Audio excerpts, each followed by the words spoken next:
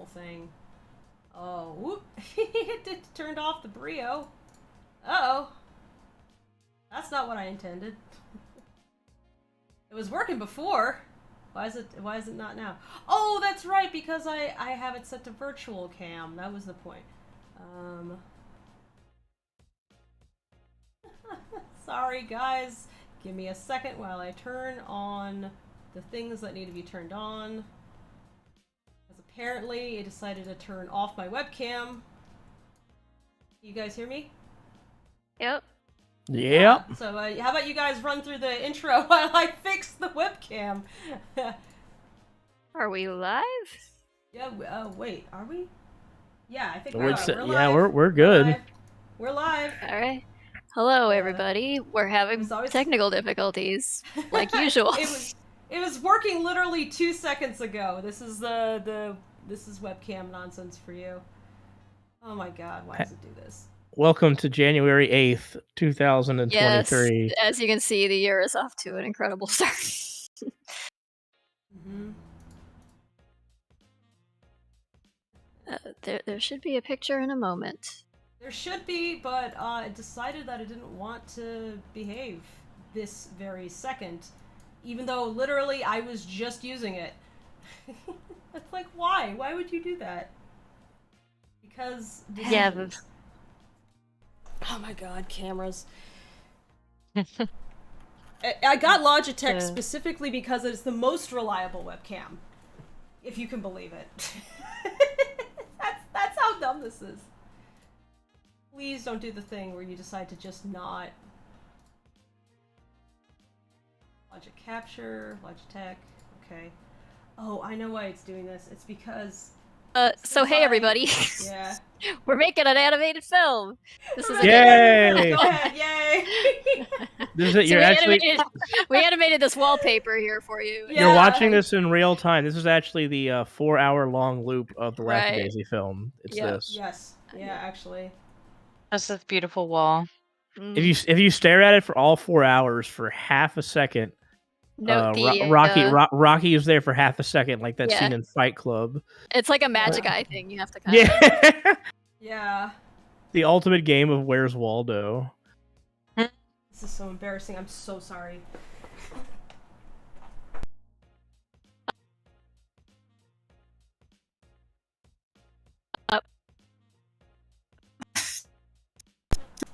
In the meantime, has anybody ever thought, does Waldo just not want to be found? Maybe. I mean, maybe he's introverted and just doesn't want to deal with people. Also, it's weird. It's like people are taking these huge landscaping shots of his location, trying to track him down. Just trying to escape his student loan debts. Yeah, just like publishing his location all the time. Oh god. I think... Rio. I'm gonna have to go into services to restart it. It decided that I must have sneezed and it got mad. Let's see if I can't restart it this way. Sometimes what happens with the Brio, because Logitech is a very good company. Fable, you just work on fixing it. We'll like just discuss here. Yeah, so if you guys have questions about anything, go ahead and ask them now. We'll collect them and then kind of answer them as they come in. And if you haven't seen it yet, check out we posted a YouTube short recently of some preview animation, kind of a trailer for the trailer, I guess. It would be a teaser trailer, probably. A teaser, right? Yeah, a teaser. That's fair. So we're going to be premiering the trailer next weekend, in fact, at Further Confusion.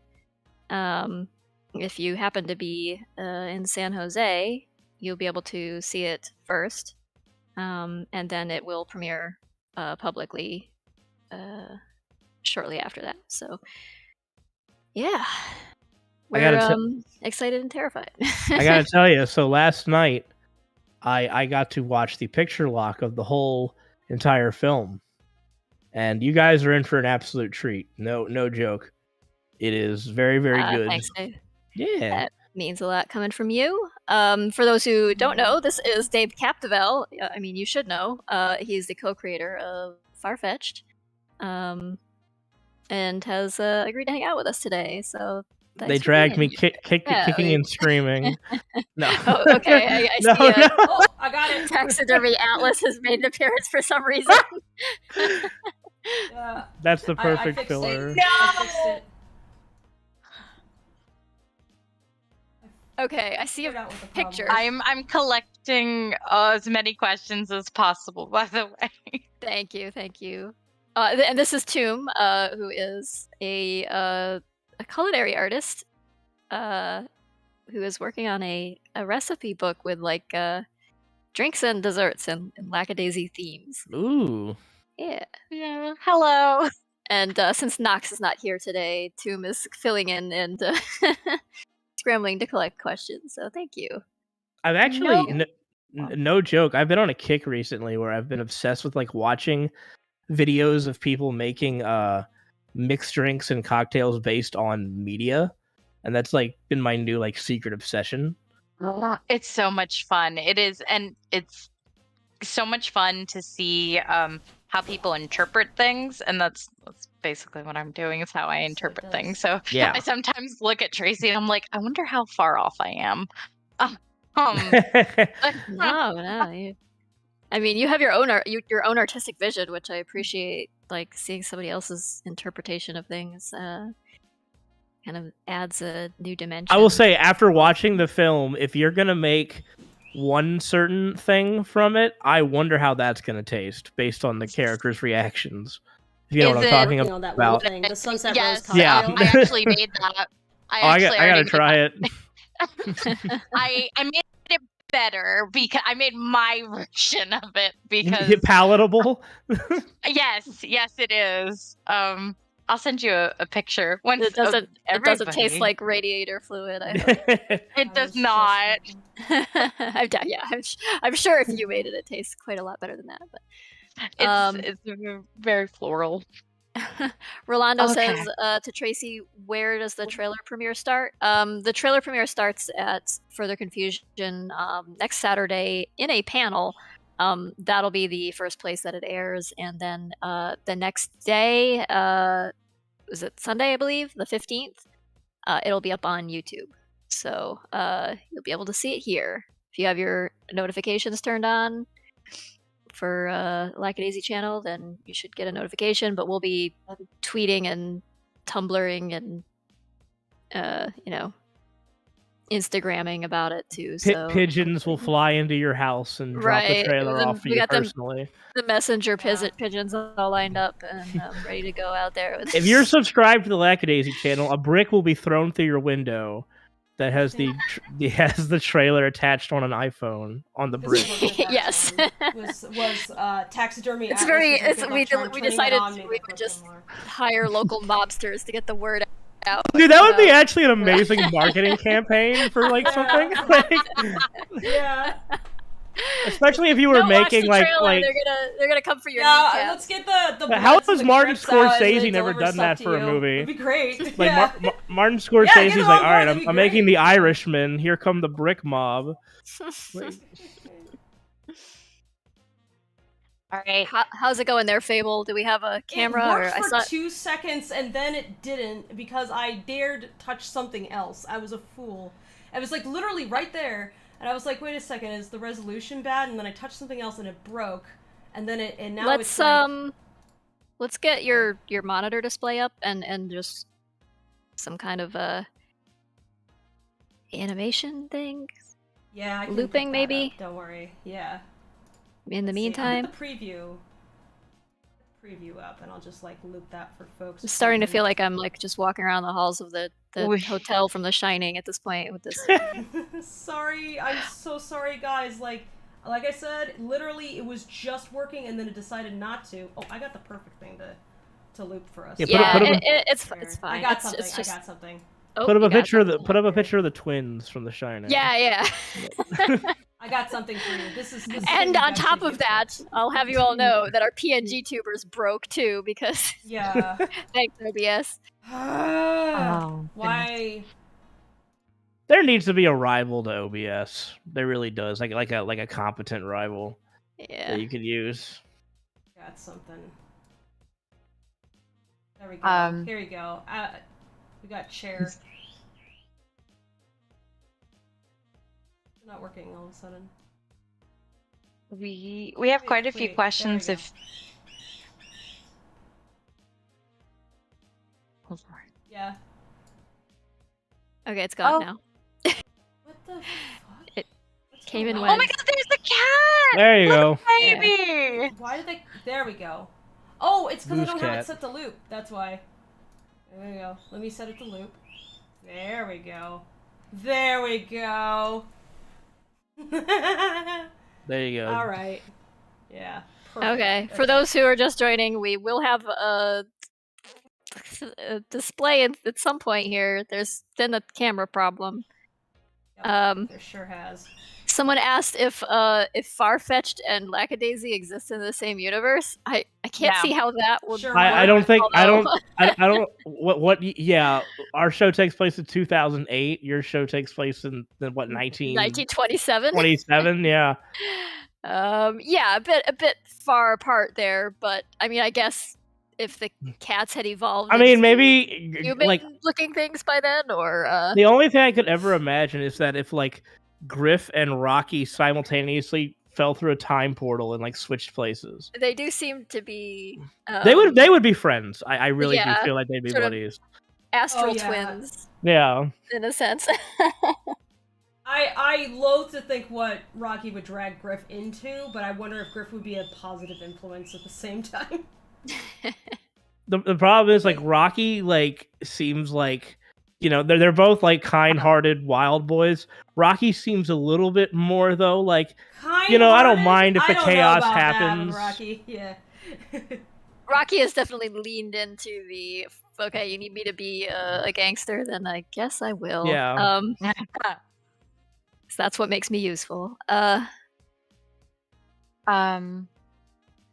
But I don't know how that would ever have. I mean, we like each other's shows, but they're all like as like sister productions here. But yeah, I guess if like the Lackadaisy cats were all just cryptids that existed in some kind of weird pocket dimension inside of the far-fetched world. I mean, if you want to draw the characters together, go for it. I won't. Nobody will stop you from doing that. Yeah. But... Oh yeah, that'd be fun. Oh, that'd be fun. If you want to draw the Sesamoid gang as cats, and you want to draw the Lackadaisy crew as goth humans, I guess go for it. Both of these things sound amazing. So, like, I think, Rocky and Griff make sense as a couple. Not like that kind of couple, but like, because Griff is like... basically just a possum, and Rocky is absolutely a stray cat. Definitely has that energy, gremlin energy. Yeah. So, here's the thing, guys, is that it looks like I might have to restart my computer in order to fix the webcam. This is what I'm trying to avoid. Let's not do that. Yeah. Let's, do you have, some animation notes or digital thing you can pull up? I do you want to show, like, just, that teaser of... no, we already have teasers. We don't have anything else to show at the moment. God damn. But what I could do is just work on the sketch for what I intended to do, and then just, you know, put that traditionally, so we'll be fine. Yeah, you had some, you can just, like, photograph or scan those, and then, you can, like, draw it during stream, and, I'll do that. Okay. And then print it out, or once trace over it, just whatever. Move everything out of the way so I can do that. That's fine. Chair is a bean. Chair's growing. Chair is such a bean. This is what I want to do when the trailer releases, is that everybody post their cats with their liquor collection and hashtag boost cats, hashtag Lackadaisy. Oh, I'm getting my children prepped.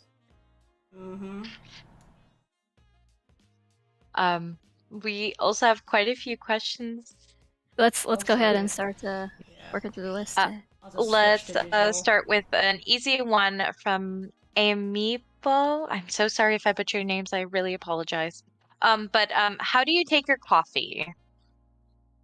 Is that for all of us? Yes, for all of you guys. I know Fable just made some extremely intense coffee. I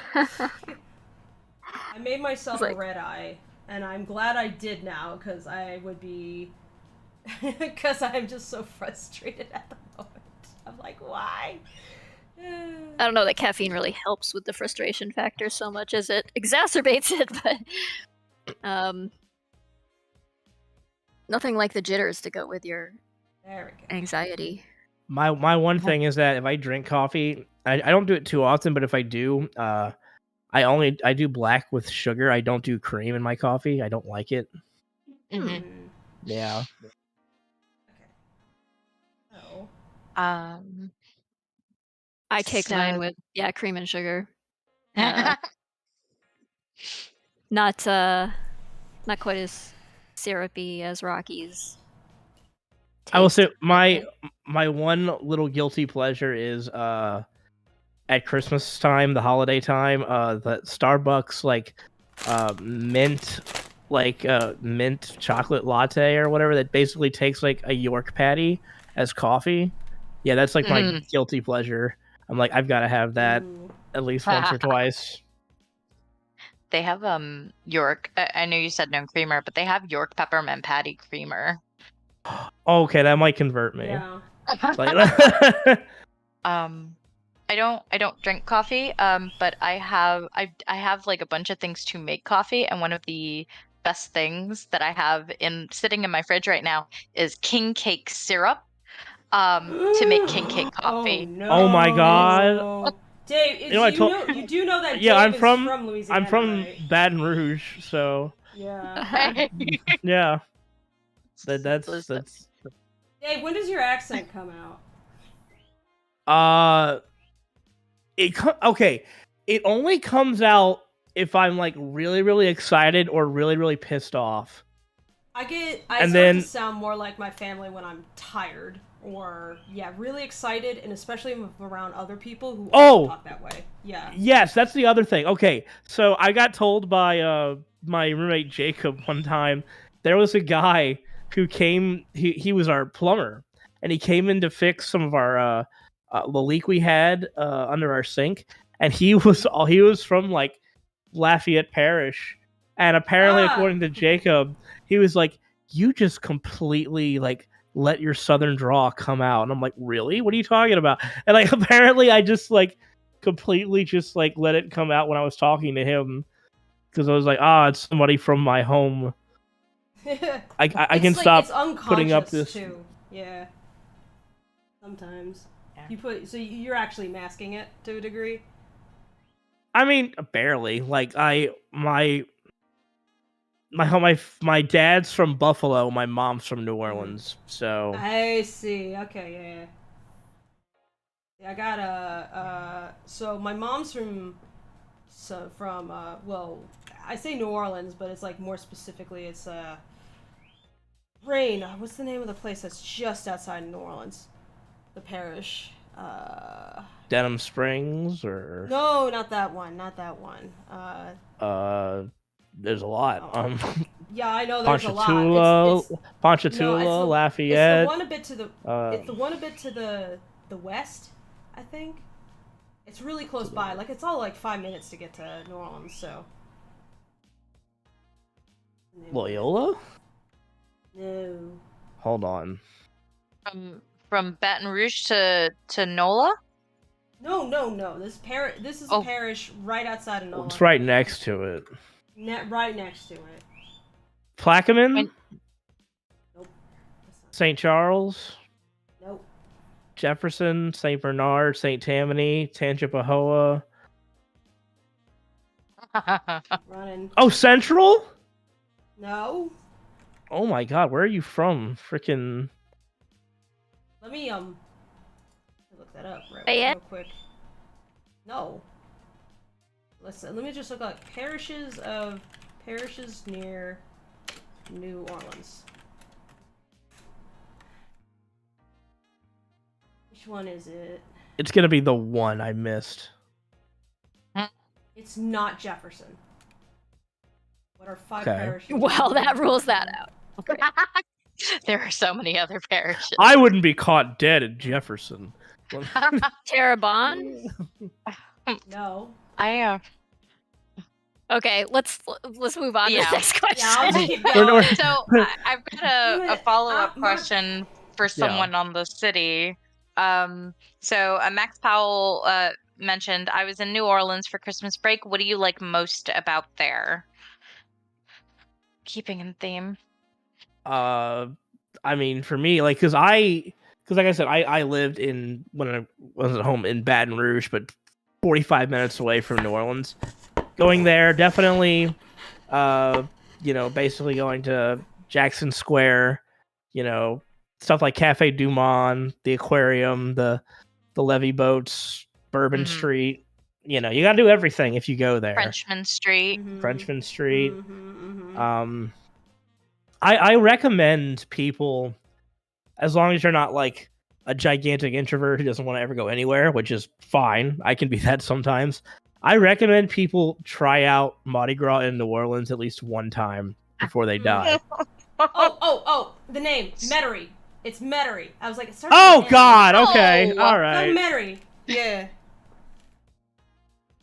It got, yeah, Morning Call was there for a bit until they moved to the zoo. But Metairie, no, there's Metairie, still I think, Metairie. is a city, is that a parish? No, all cities in Louisiana are parishes because for some reason we want to be different. Parishes within because parishes. They're French. Yeah.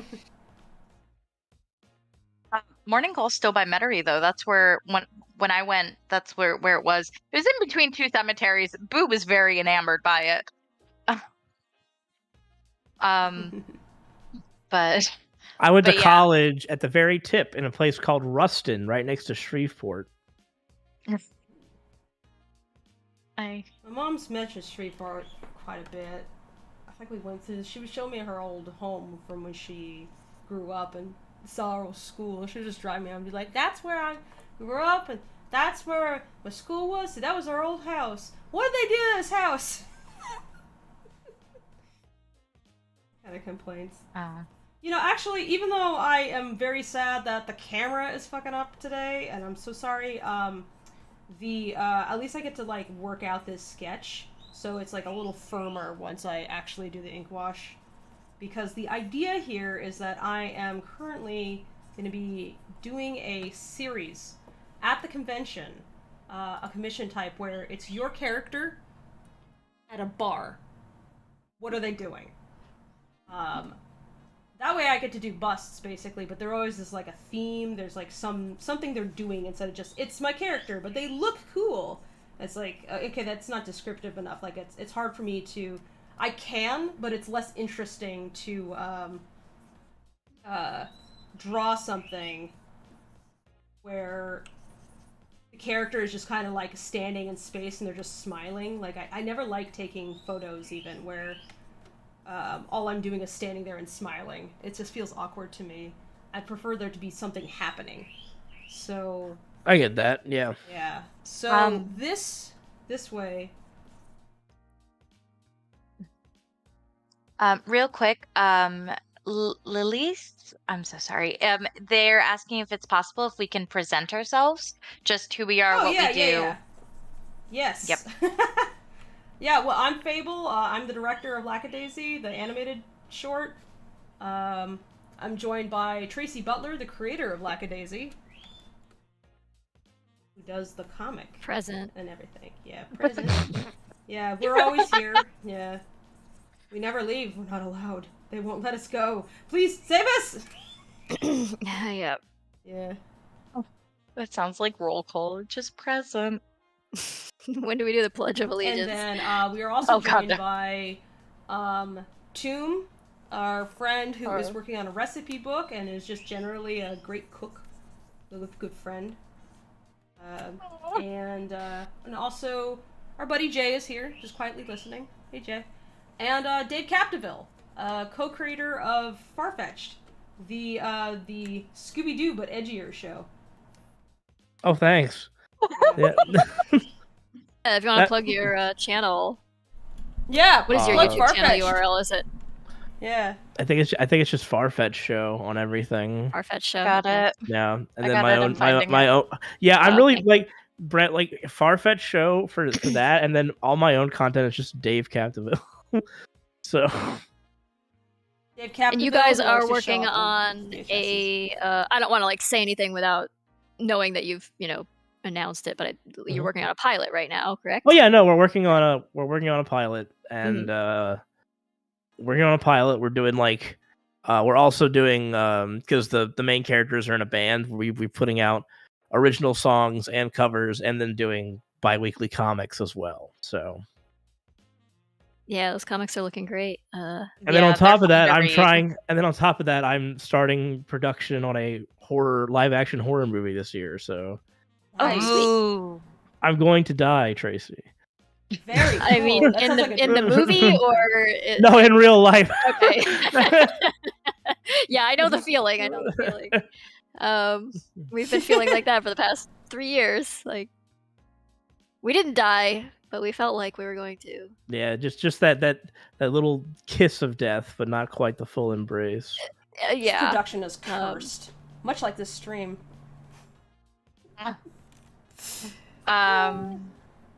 Let's see. We've got quite a few. So to Tracy from Forewarn, how did you and Dave meet? Did Fable have a hand in this? Yes. Yes. Let's see. I don't know if you were there when we did the Honeycast stream, Dave. I don't think so. Yeah, were you part of that? No, I mean I was. I think I was listening to it, but I think that was just with Ashley and Michael and them. Yeah. Yeah. Somebody else was there. I can't remember who it was. Might have been Ed or something. Maybe Ed. He's on there frequently. Yeah, and Sung Wan joined us too, I believe, for that one. I think the first time I ever met you, Tracy, was like I think it was just. Probably either you came into one of our voice chats on our work server, or I came into one of yours at some point. Yeah. I don't recall, but I think it was one where like everybody was scribbling on like a big canvas. Oh, yeah, maybe one of our. It could have been one of the charity streams we did with like with Ashley. And I think it was a charity stream. Yeah. Okay, I think so. Yeah.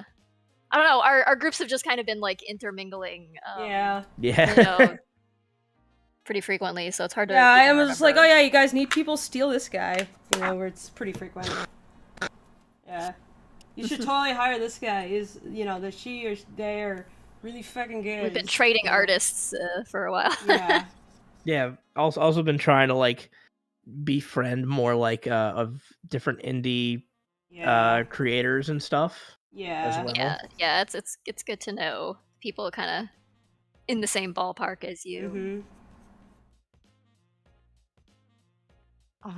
The funniest thing is that on our because we have, like I mentioned, we have because we have a teaser clip from our pilot out, and then we have an original song from the band with a like sort of like animated lyric video that's like a mini adventure, and on that Meat Canyon commented, and I pinned that tweet. I think he said something along the lines like, "This makes me wet" or something. Yeah, he would say that. I met that guy in real life. He was one of my coworkers.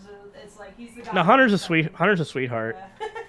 Yeah. He's like the exact opposite of his content, like, which I think like if you're gonna make stuff like that, you have to be. Yeah, It's like Alice Cooper is like the horrible nicest things guy. that come from a pure place. Yeah, exactly. Well, that's the only way it's any fun is if that person is genuinely that edgy, they're not a good person to be around. It's like they have to be exactly. in some ways making fun of themselves, basically.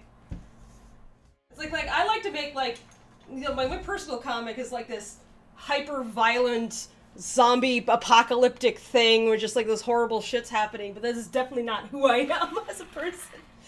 Same. I don't even like torture porn as a subject. I'm like, no, my favorite movies are Evil Dead 2 and The Thing, but I'm like, hey guys, it's me, Dave. Hey, how's it going? Like, so yes, mirror next to me right now, so I can look at myself and refer to myself on drawing this sloppy Mordecai. So hold on while I find something to prop. But yeah, to answer that question, it's like Fable pretty much linked everybody together, I think. Yeah, I think I met Ashley through Fable as well.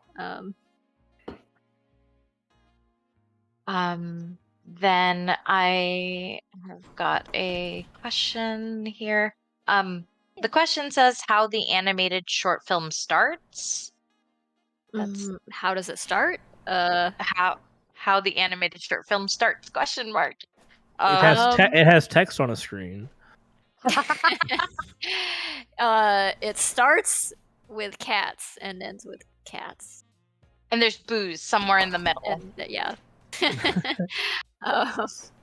You'll see when the film is out how it starts, but I don't want to give it away. But we have a pretty cool opening shot, I think.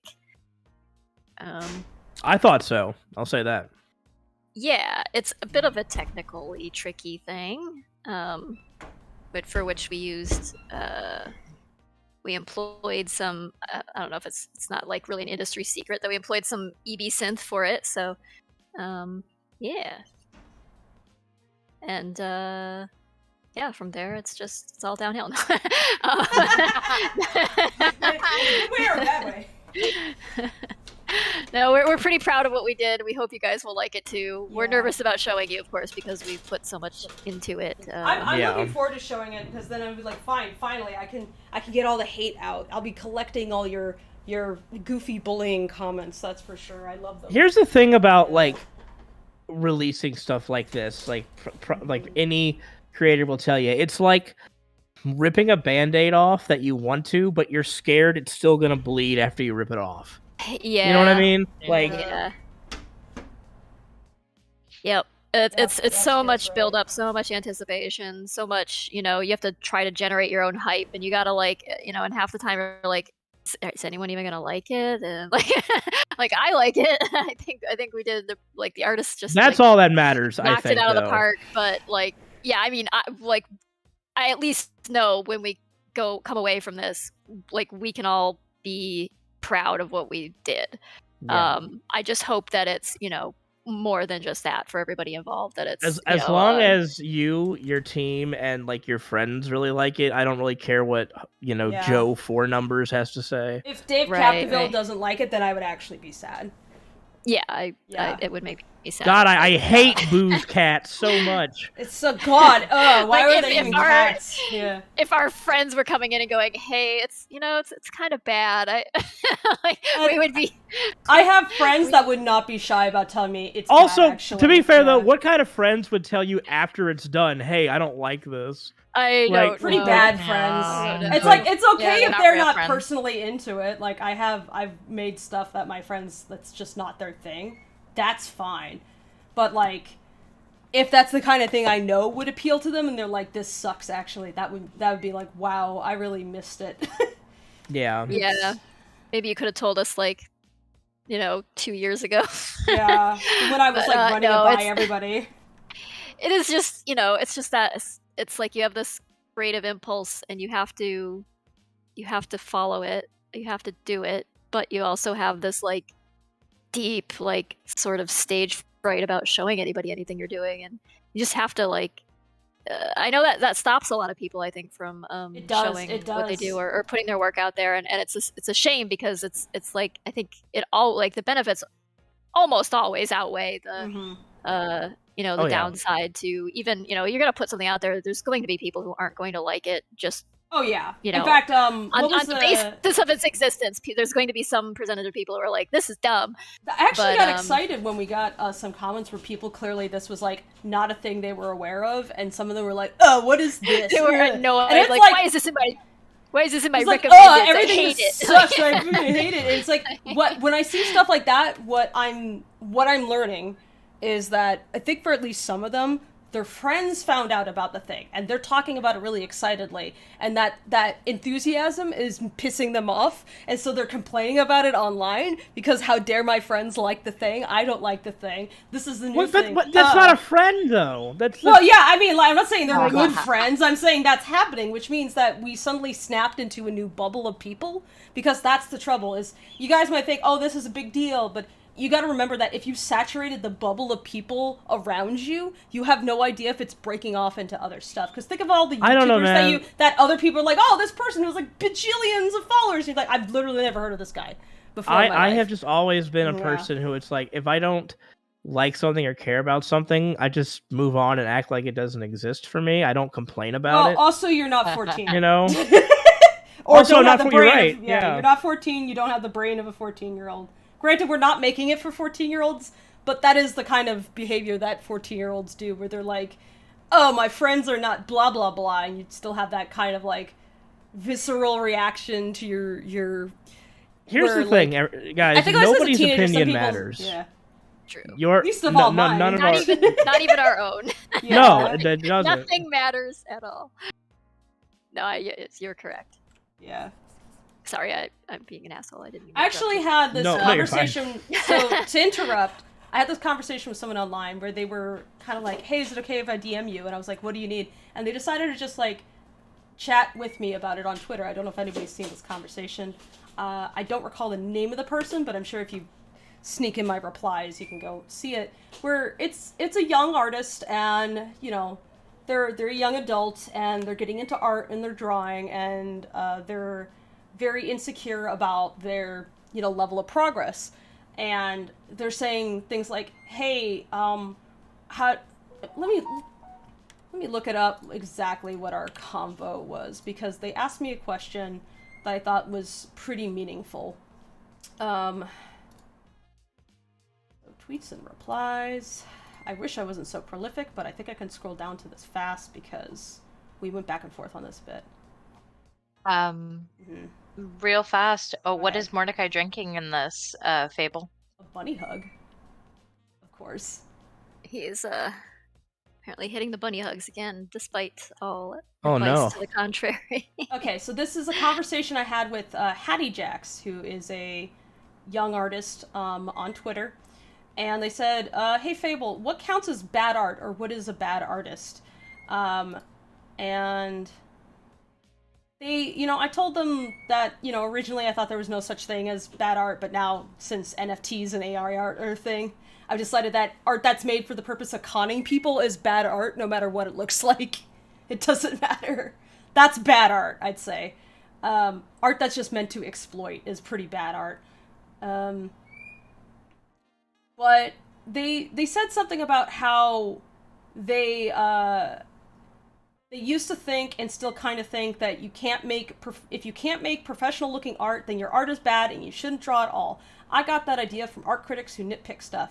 And I said, well, geez, then nobody would make art ever. Who's a master at birth? Should everyone be a master? What even qualifies as a master? I mean, yeah. Sometimes the most interesting thing about art is its imperfections. Yeah, and I said, it's like, that's not very socially aware or historically aware critics, if they're saying stuff like that, or aware of their own histories or how they learn either. You can't tell people, oh, don't do art unless it, like, appeals to me personally. That's insane. It's like, I think if you're doing art, first of all, ditch the idea of it being professional looking, unless your goal is to make money out of it, getting a specific job where you're supposed to make it look a certain way. Like, you can make money from art without it looking like a studio production. Like, that's not...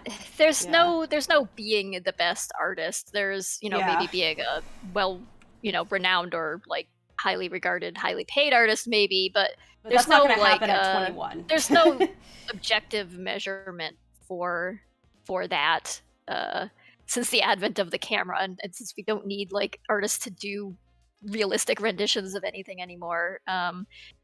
It's more like making your mark with your own particular style and look and thing you do, and it's almost like leaning into your idiosyncrasies and weirdness is what's going to set you apart, and that's what's going to make you memorable, and that's what's going to make you stand out as an artist. It's not being the best or being perfect or some... You're not going to get a grade. Like, that. Like, don't view art as something like when you're in school and you get an A or a B or a C and then you get a failing grade.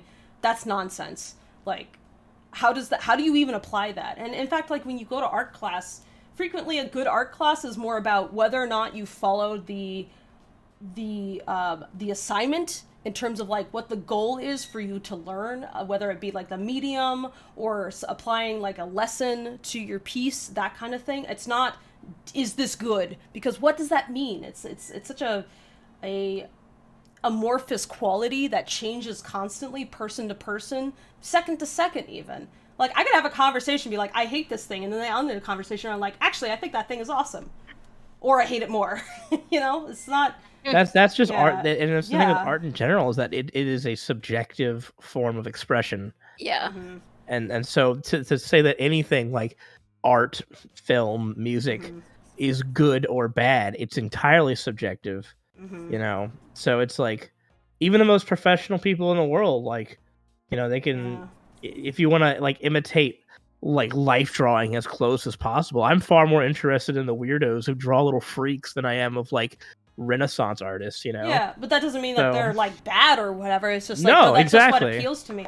There's a lot of art that I love and I wish I could do, but I can't. Either because of time, or I just don't draw that way, or I wouldn't find the process very interesting. Like, intense embroidery is, I love it, but do I want to do it? As someone who has done cross-stitch, no. It's really cool, and I like seeing people do it, but I don't want to do it myself. I just don't. Yeah. Sorry, I'm just laughing at how, like, your drawing of, like, Mordecai has one drink, and he immediately, like, this, like, extremely put together man looks like he hasn't bathed in a week, and extremely sassy. We don't know if it's just one drink. We just know that he can't hold his liquor, and when you can't hold your just one.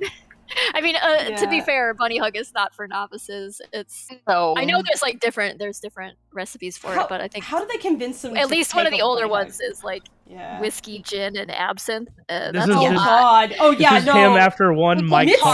Mitzi totally dared him to drink this and said it's just a she bunny maybe hug. Mentioned them in passing and maybe implied to him that he would not be able to tolerate it and therefore he had to have it. It'd be funny if it's like this is him after one Mike's Hard Lemonade.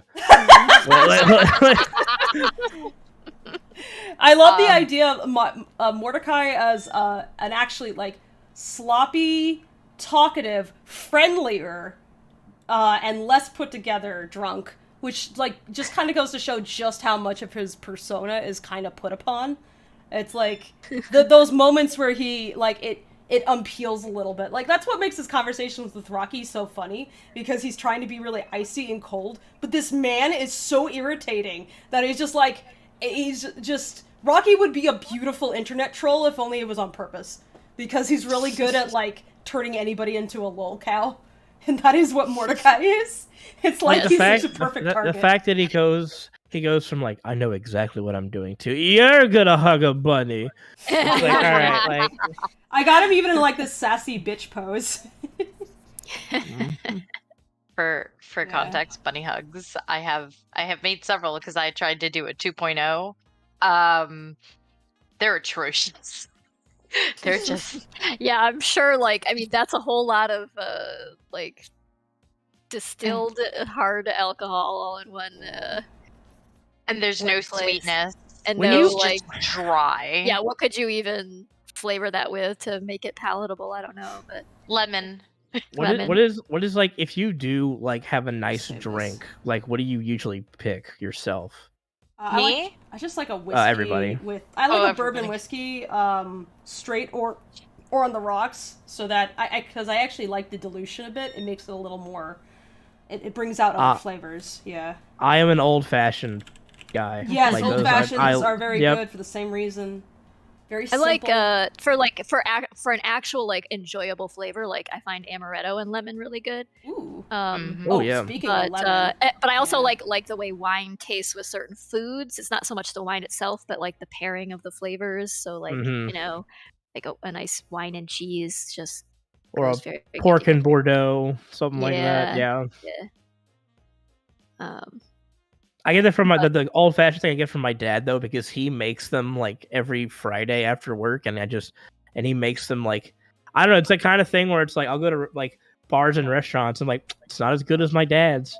Like, and I only see him once a year, so. Aww. Man, I'm gonna go. Well, I hope you got to share a drink drink with them then. Yeah. Oh, we did. We got drunk and watched Christmas Vacation with Chevy Chase. I haven't been to. Actually, so Nori says, "Mordecai, why not?" Yeah, that's definitely gonna be bringing. Oh gosh, fun. Why not? Do we have another drink? I would imagine actually that drunk Mordecai and Mitzi get along great. I'm sure Mitzi enjoys his company a lot more when he's drunk, which is probably why it's like they have like these loud conversations. They're just being bitchy about customers and stuff. It's really funny. It's like they definitely actually get along, and then maybe that's even one of the reasons why she pokes him so much. Is like, I know that you're not really like this. Oh, someone in chat mentioned hurricanes. Yeah, go down to the streets of New Orleans and drink a hurricane. Yeah. See how you do. Oh boy, yeah. Those knock you out. Also, really? Don't chug the hand grenade. No, don't do that. Don't chug it. Arrow Train says, "Isn't that an Amaretto sour?" Yes, that's an Amaretto sour. I was talking to my friend on Twitter, Carly, who is back on clubbing, and went to a club that also has an absinthe theory in it. Remember Dave the Edison and how there was the absinthe theory? How can I forget? Yeah, that was great. Let me admit something, because I've never been like a club or big bar kind of guy, but like that was the after party from the Has-Been premiere when we went there, and like that was like I think the third time in my life I've ever like gotten like drunk publicly. Nice. And it was because of that fucking absinthe fairy. She was so cute, and the absinthe was so good. I was like, yeah, I'll buy another drink. I remember Amin and Brock Baker loading me in an Uber, and I don't remember anything after that. I don't know. I adore the opportunity to be extremely gay.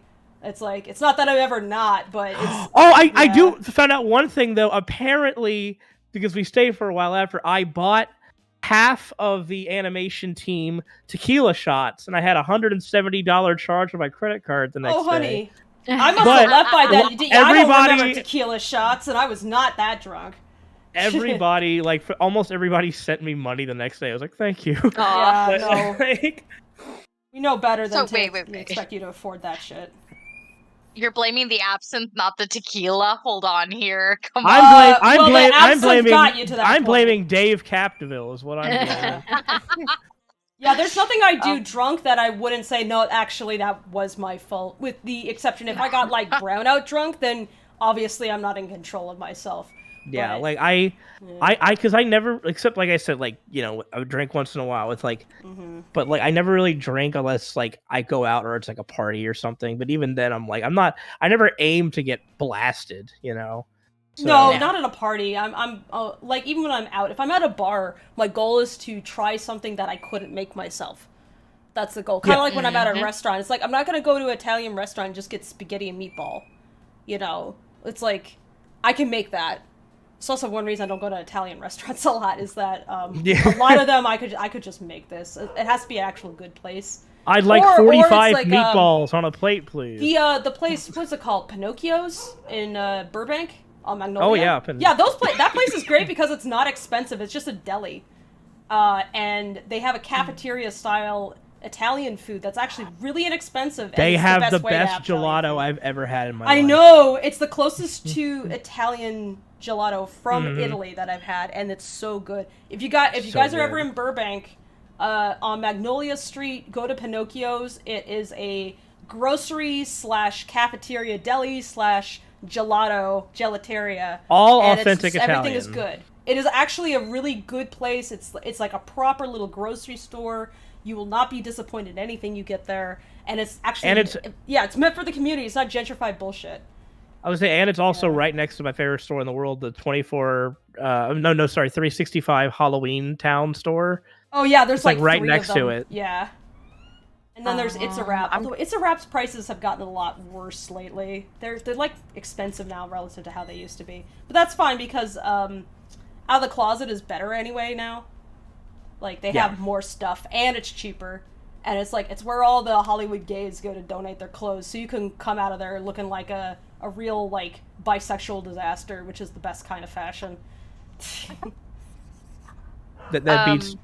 Mild Pear says, "How long will the short be?" Yep. I think we're at 27 minutes at this point. I think it was. Yeah, it was like 26 to 27. Yeah, including credits and things, but it's at least like 25 minutes of actual animation. So. Yep. And speaking of the short, so Leo Dub, hello. I wanted to know if it's possible to do fan dubs of Lackadaisy in other languages, and respecting the team author's rights. That's a good question. I don't know yet how we're planning to handle that. I would request and appreciate if people, if you're going to dub the full thing, to please please contact us about it first and don't just do it. Yeah, we actually have had an issue with people sending kind of harassing messages going like, I'm a dubbing studio, and they send messages to like so many, like me and Tracy both have gotten spammed across all platforms for this by multiple groups of people. The trouble is that it's not that we appreciate the interest and we love that people want to dub it and we would love to see it in other languages. However, there's a thing that happens where people will come at you from all angles about it, and you can't tell. It's not easy to tell up front if they are legit or if they're good at what they do, or if they're going to try to claim ownership over something, or they're going to cause a problem with copyright or something of that nature. So we can't just go out there and be like, yeah, just do whatever you want to do. Like, even though my impulse is to say that, I can't say that right now. So yeah, if you do a fan come and talk to us first. Yeah, if you do a fan thing, I mean, whatever, but it's like we can't get involved in official stuff right now. And this is something we won't be able to address until after the film is out. Yeah. So if you're looking for us to give you a forward answer like before the film releases, we can't. We just like all of our attention and budget and everything right now is focused on getting the film done and out the door. So we really haven't been. Yeah, like we will be coming out with. We will have like subtitles, but yeah. Yeah, we're working on French and Spanish subtitles to release with. So okay, we will have to show my grandpa. Yeah. And of course we'd love to follow up with additional subtitle options for other languages, but whether or not we will have the budget ourselves to do like for instance, a Spanish dub and then present that on our own channel, I don't know yet. That would be cool, but we may end up outsourcing it to somebody and doing that instead. So, but it has to be decisions that are made after when we have our some time and breathing room and such left over that isn't just like being absorbed completely by finishing the project. So I do appreciate that interest. And if you want to just do like a scene or something, that's fine. Like go for it. If you're doing like a minute long clip or something and you want to dub that, cool. Just link back to us. But there's a follow-up question that was just asked. How would things go with fan projects? Would people be able to contact you about things like that? From Mild Pear 428. Yes, we are contactable. It's just sometimes we go a bit quiet because people either spam us with messages, and if they can't get a hold of like say me or Fable directly, or they can't get the response they want, they will go reach out to like lots of other people on the project too, which is a no. Don't do that. Don't go bugging other people who don't have any ability to make those. Like I know M has been getting messages apparently lately about like M is our audio person and very talented, very skilled, has done awesome work, but they can't like answer these like questions about whether or not people are allowed to, do whatever they want with the music or if you see our crew members as a way to get to us, that's really not cool. It's not cool, basically. No, it's not. Don't do that. Yeah, they don't know what to tell you. They don't have that. You're putting them in a weird spot, and you're making them feel like they're not an individual, like worth anything other than just their proximity to us, which is not cool. Right, and Fable and I have to coordinate with our executive producer on these questions of intellectual property and stuff. So we also often can't just be like, oh yeah whatever.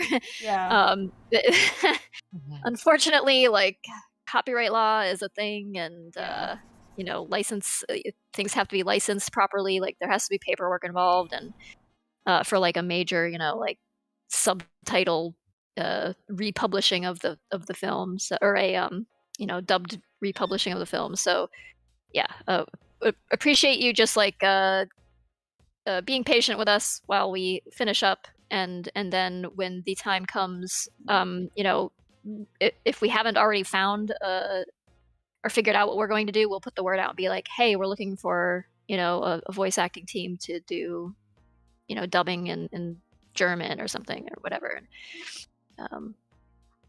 So yeah, just hold your horses. But yeah, thank you for your interest.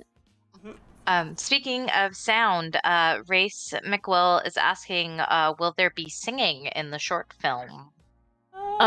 It is not a musical, but it has music in it. I mean, there a couple characters do sing a little bit, like sort of like under their breath. It's not really like they're not like breaking out into song and choreographed dance or anything like that. And then Rocky and his poetry are definitely a thing, but it's not really sung so much as screamed. It's kind of like it's more like a bard, a little bit. He's very much if this was a D&D troupe, he'd be the bard. Oh my god. Rocky's just a bard. He's a bard with none of the charisma. Yeah, he rolled a 1. Who got rolled a 4 for charisma. Yeah, he's just above Virgil, but only just above. Hey, Virgil raised Jimmy Carter, so he's got that going for him. Apparently, he's an amazing dad. Amazing sewer dad. Sewer dad. So someone's gonna if this becomes a meme, someone's gonna confront Jimmy Carter's family or Jimmy Carter himself. He's still alive, right? Be like, hey, he is alive, can you tell me about being raised by a sewer cat? And he's gonna be like, what? I'm building homes for people, young man. The number of people who messaged me after I posted that comic and were like, what does this mean? I'm like, it doesn't mean anything. No. It's your cow tools, Tracy. It's your cow tools. Tracy, you forgot about Ivy's heavy metal number. Yeah. That'd be great. Hey, did I ever tell you that like Ash, who plays Mitzi, was actually in like a metal band? No, that's awesome. Yeah. It was short-lived, and she was the singer, and so she could actually do that insane growling. So it's more like Mitzi's metal band. Mitzi's voice actor is like a stellar singer. I wish we could have done, Yeah, we missed out. It's like what a waste. But we came into this with a shoestring budget already and did something really ambitious for the budget we had. There's only so much you can fit into a project, but if this does well and we're able to do more, I would love to do some actual songs written for the. It would be pretty cool, yeah. Yeah, that said, we do have some custom made music for the. We do, but it's and we even have a proper song by Sepia Tonic. Yeah. With but the version that's in the short will not have vocal track audible specifically lyrics, because characters are talking, so you don't want to do that. But the Queen Cryptid did come out with 2 songs singing as Mitzi. Oh yeah, she did. Yeah, she and Brad did a. I have that in my playlist. Yeah. Go ahead and share the link in the chat. Yeah, I have it saved in my playlist because when I'm sad, I play it, and I'm just like, this is great. You should tell Ash that. She would really appreciate that. So she moved out. I miss her. I could hear her, practicing songs in her room, and so I miss that. I'm like, oh, there's that much less music in the house. We gained a cat, but lost my friend. Aww. To the questions. Sorry, I don't mean to. No, you're fine. No, you're fine. All right, Spaghetti and Animator, Lackadaisy, have you watched an animated movie called The Thief and the Cobbler / Arabian Nights? Yes. Most animators have seen it. I have not. Richard Williams is a legend. He is a legend. He's the guy who did Roger Rabbit. He worked closely with Zemeckis on a lot of stuff. He's just this intensely talented animator who's one of the few people who could comfortably animate on ones for everything, which is one reason why he was chosen for Roger Rabbit, because, you know, they're doing all this work and they have live action cameras, and they needed the animation to not skip a beat on the camera, because usually animation is done on 2. So it's effectively, even though it's 24 frames per second, it's essentially 12 frames per second in order to save time. It also just kind of gives the animation a certain texture. It gives it a snappier energy that we associate with cartoons. And if you do things on ones, it usually makes it a little too rubbery and eh. But Richard Williams was able to retain that snap because he just was that solid a draftsman and just solid an actor. But yeah, Thief and the Cobbler was his passion project that kind of went extremely awry. How many years did he work on that? It was like a stupid number of years. It was supposed to be. I think it's known by a lot of people as like the story of corporate malfeasance, but it was more complicated than that.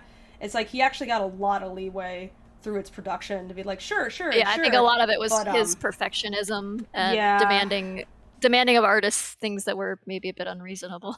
Yeah. Even though he might demand that of himself. To expect other people to sustain that at the same level is asking a lot.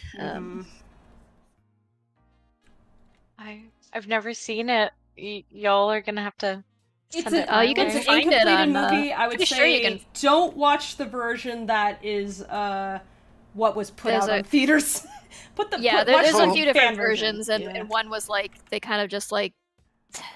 God, I don't know that it was that he would have considered it finished at that point, but probably not. But they did like it has like voiceover or something, right? Oh god, it's awful. It's intolerable. It's watching it is painful. Vincent Price's voice is in it. Yeah, but it wasn't meant to have that. Like it was added after the fact. Titular cobbler character doesn't speak. But I think they tried to voice his like, interior monologue to make up for that, because I guess they just thought audiences couldn't handle that somehow, and it's not great. But you can find it on it's like free on YouTube. I believe you can watch it. You can find it pretty easily. So yeah, I can do that. So actual ferrets is the IRS real in the. Yes, the IRS in fact, real? The IRS. I mean, it was more called the Department of Treasury, Treasury Department, and that's where initially that's where prohibition agents were. They were called revenuers because they were filed into the Treasury Department. That's where they came from. And they initially broke off, became part of the ATF, and then they became the FBI, which was its own thing basically. But yeah, that's basically where the FBI got its start, was as part of the Treasury Department. And most of the government's interest in pursuing the illicit selling and production of alcohol was in collecting taxes on things that were they didn't like, and that's what they prosecuted of course Al Capone on, was tax fraud. That's right, folks. Not even in fiction can you escape the IRS. Right, it's the IRS, really. Where the federal government, the idea of a federal police force came from. God, I really hope that bill of like 87,000 more agents being hired does not go through. No, it's a lot of it is replacing existing agents and also making it so that they can actually go after the people who are not paying taxes on the upper end, because part of the problem is that we don't actually the reason it's so difficult to file your taxes is that the IRS is so horribly underfunded. And it's that, and it's also of course the lobbying of entities like TurboTax and things that lobby to keep taxes as complicated as possible so that they can keep charging you fees to make it easier to file your taxes. Because they already know what you owe, and they should be able to handle it. Yeah, and what they're going to do in the bill, it's basically building up the customer service aspect of the IRS so they can just directly help you with your taxes instead of going through like TurboTax and bullshit like that. Yeah. And that's free. Like they're trying to bolster it so it's easier for you to actually pay your taxes and not like have issues. And then for the people at the top that are just avoiding taxes altogether, largely through things like just loopholes and stuff, building up enough of those folks so that they can like do investigations and do proper audits and stuff, so that we're not losing a ton of money and then having to collect it from like the lower class who can't fight you on that stuff, because people who make a ton of money have to pay into the system too. It can't be just like all of us on the bottom who are paying for everybody at the top. So it's like, we live in a society, damn it. We live in it. There you go. Yeah. Yep. So yeah, it's not 87,000 people all at once. Also, it's like 87,000 people that are meant to like replace people over the next 10 years, because like people retire and stuff. So yeah, it's just budgeting. No, I get that. I'm just like, it should be so much simpler. And it really should, but that's politics, baby. So that's politics, which I guess we're gonna probably move on from. So yeah, let's not. Yeah. That's for personal conversations. Well, speaking of other conversations, from Courage W. Bean, it's been a while since I've been able to be in a live stream. Hi. How has the group been doing the past few months? Did you get to enjoy Christmas? No, we worked on Christmas. Worked on New Year's. I was working on a cartoon. Worked on Thanksgiving. Merry Christmas. Yeah. Yeah. I gotta get that shit done. I wanted to make sure my crew was able to have their own holidays, so I was working really hard to get through notes and the crew's so they did not have to wait for me. Been working very hard, and we deeply appreciate that. But we didn't want them to also have to forego holidays, so we told them not to work on the holidays. Some of them might have done it anyway. I don't know, but yeah, the compositing team lately has just been on a tear, and they've been doing great, and Dave, we're really proud and you have a special appreciative of the work they've done. You can see more of the channel than say Tomb can, who's just got a guest pass, I think. You see other stuff on the server besides just our play zone, Dave? Yes, I do. Yeah, go look at the compositing channel and just like glance at that. Let me glance. Yeah. Ooh. Yeah. We were so grateful. I can make all these excited noises. Make all these excited noises, please. Oh my god, look at this compositive shot. Wow. Dave. No spoilers. Oh my god, there's a drawing of a cat. No. What? No, Dave, they can't know. There's a bunch of liquor everywhere. What's that? Alcohol? That's not appropriate for YouTube. In 6 months. When they decide it's not okay to drink anymore. It's like you can't say damn anymore. No tobacco allowed. Oh no. Admittedly, one of our sources of anxiety in releasing is not just like how people are going to react to it, but it's like, is YouTube going to fuck us over? Yeah, is YouTube to decide? I don't think that's such like, because like I don't want to spoil anything obviously from the thing, but like even though the whole thing is about the Prohibition era, the actual alcohol part of it is just a small part of the whole thing. So it is, but you can't. There are like actual YouTube multiple depictions of characters drinking, and so and I know it's usually like a ProZD put out a video recently that was just making fun of YouTube for the whole like no cursing in the first like 8 seconds to 15 seconds or something of a video. But anything else after that apparently is fine. You're a baby, YouTube. Yeah, you're allowed to be a horrible bigot and push boner pills on children on YouTube, but if you say hell, that's you go in the no bad time box. Yeah, it's really, like what? It has me wondering. It's like, who the heck is making decisions there? Because something's really off. This is even off for YouTube. Or I realize that other animations do things that are violent and depict other adult themes, but it's YouTube does not apply their rules consistently. Or I will say, admittedly, in the Farfetch pilot, there is one part that I'm a little worried about because it's like kind of over the top violent to a part where it's like unrealistic, obviously. But I'm a little worried. Just we might have to change the way the shot is done just in case. But that's I don't know. Yeah, it's in the middle of the thing though. So what I'm thinking is, if something happens, you have to put a censored version on YouTube. Having an uncensored version and like making a big effing deal about it. So it's like, oh, here's the uncensored cut, and it's like, oh, look at that, they say fuck. Actually, do you want to know the easiest thing actually is that because is to change blood from red to any other color. Oh my god. Nobody cares. That's just a thing with the MPAA, is that like they don't care. It's just it can't be, just don't make it red. So like our idea was like, okay, maybe monsters bleed like green or blue or something. Yeah, that's actually kind of cool if they bleed like radioactive colors. Yeah, that's kind of that is kind of cool. Yeah, and it also like helps distinguish them from like weird monsters versus normal monsters. Mm-hmm. Yeah, it's like, how do you know it's a weird monster? Well, normal monsters actually have blood. It looks like a freak. What's a freak monster? You look at its Twitter feed. Yeah.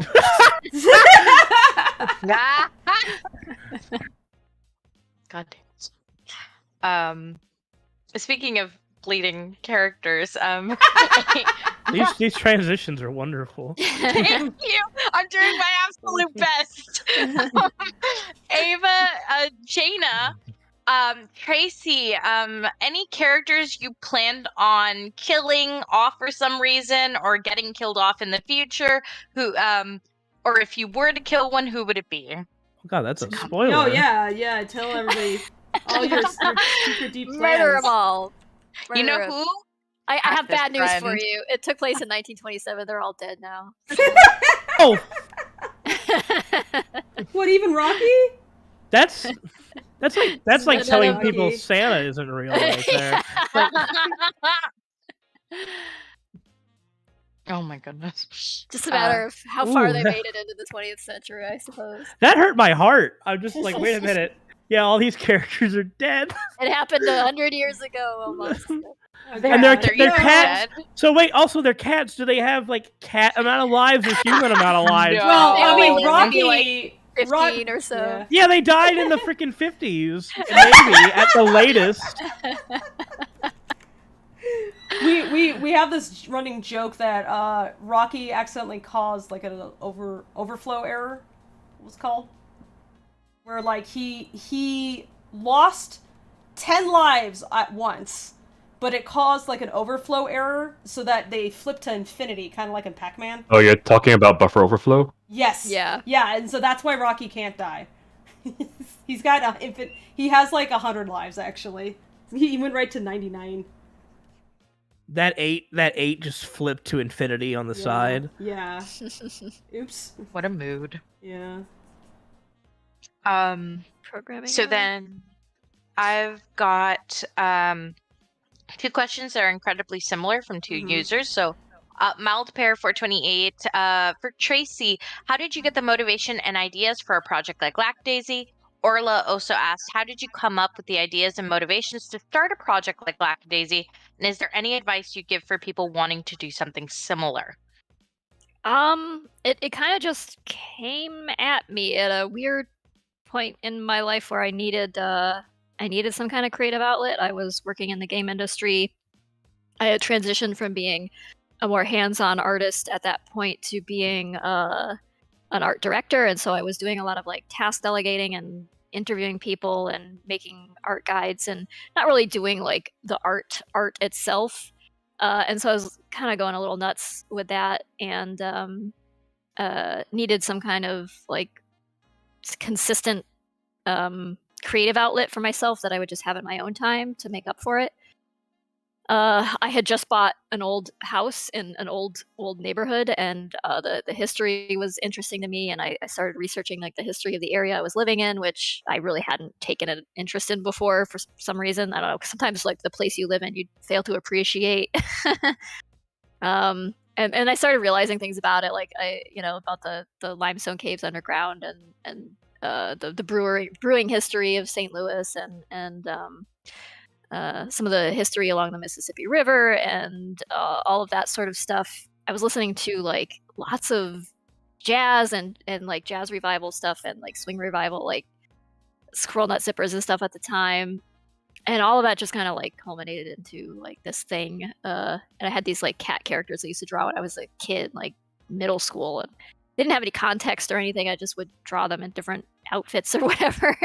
And then I just like was like, well, maybe they fit into this. I don't know, and they did, because cats. I don't know, cats and gangsters just seems like a natural fit somehow. I can't really explain it, but yeah, and it just kind of like it was in my head, and it just kind of coagulated there into this thing, and I just like scribbled down lots of notes and ideas, threw most of them away, and kept some that seemed solid enough to work with, and started doing like character drawings and kind of exploring, and picked up some more books, read more stuff about the time period and Prohibition and everything, and just got really interested in pursuing it. So I did, and I just had that like that fire, and I just kind of ran with it. I didn't realize at the time it would turn into like such a like I was thinking it would be my side project after work or whatever, but it just kind of became my existence somehow. How many not to interrupt, but how many years at this point have you been doing the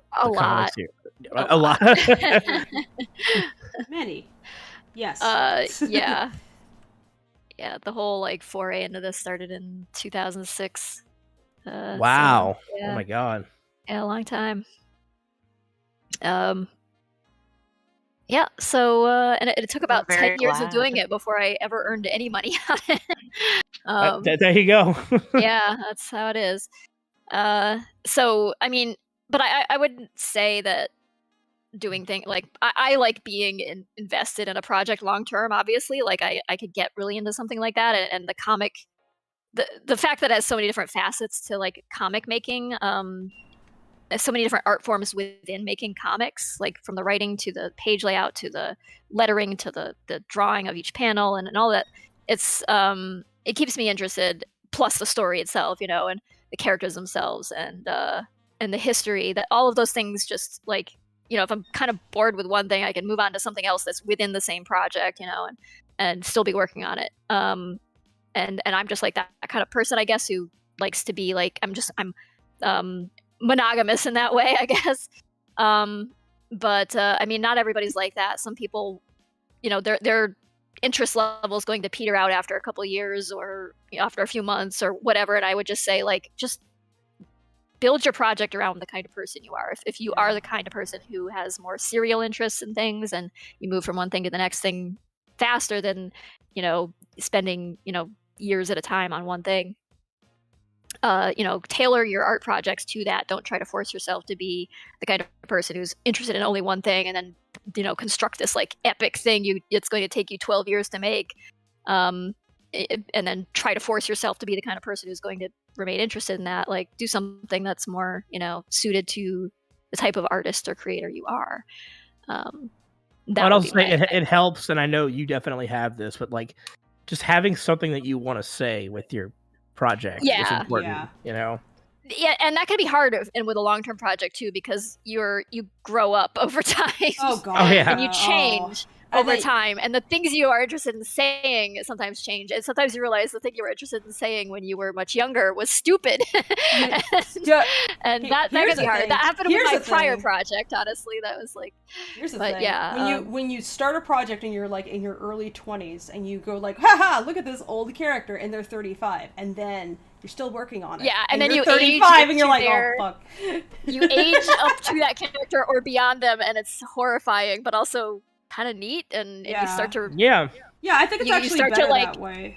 You can relate to them more and their point of view. Like when you're trying to write somebody who's 10 or 12 years older than you don't really quite grasp their understanding of the world. Like it's something you have to you have to assume you will understand and speculate about. But then when you get there, it's like, oh yeah, this is.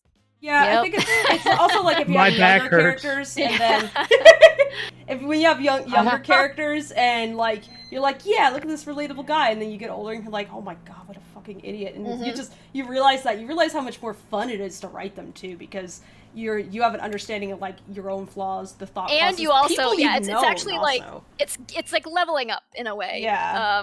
Because you understand those characters better, but you also can look back retrospectively at your 20s and be like, oh, and still write characters who were like you in your 20s in a sense, and right from that point of view too, and so you have like a bigger toolbox to pull from. I feel I think it's one reason why I think there's like this adage that like most writers they get like a big project in their like 40s or whatever, because it's like at a certain point like you get enough you encounter enough people that it's easier to write a variety of people versus when you're much younger, you just haven't met as many people before. So like so many times you end up like writing cliches even accidentally.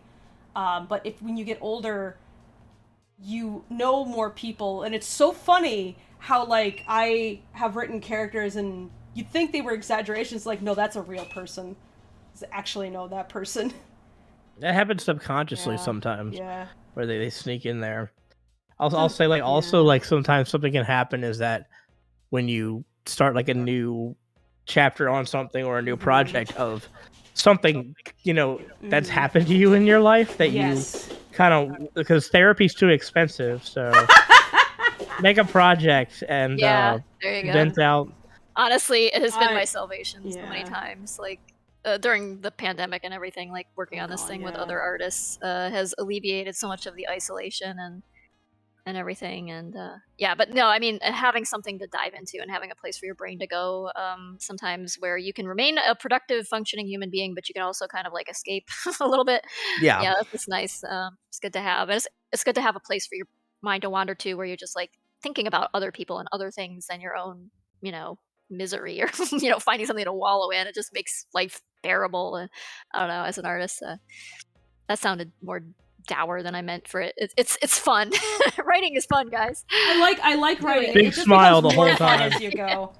It's like art ability is just one thing, and that definitely advances with age. But writing ability is something that I think with age really matures in a positive way. If you're the kind of person who is really eager to grow and like you are interested in people, I think if you're a storyteller and you're like a total misanthrope, I think the stories you're gonna write are just gonna be not as good, quite frankly. I agree. Where it's like, I mean, you can do some interesting world building, but your character writing is probably gonna suffer for that because you just resent. You're also gonna like everything else in life. You learn from your mistakes and you grow as a person. At least, most of us do. Mm-hmm. Oh yeah, I hope so.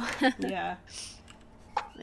But yeah, you need to, like, I was saying to Teresa earlier, my life became a lot better once I started seeing every time I made a mistake or did something kind of, like, clumsy or whatever, as seeing it instead as just, like, a joke that I could also laugh at and encourage other people to join in on.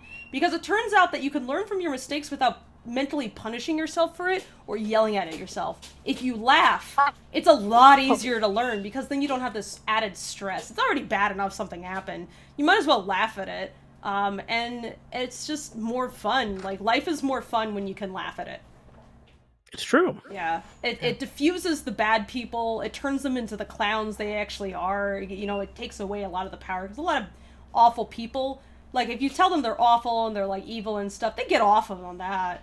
They think it's like, that's great, because that's like power to them. But if you tell them they're a fucking clown and they're not even, you know, they're only worth anything as a joke to you, that pisses them off.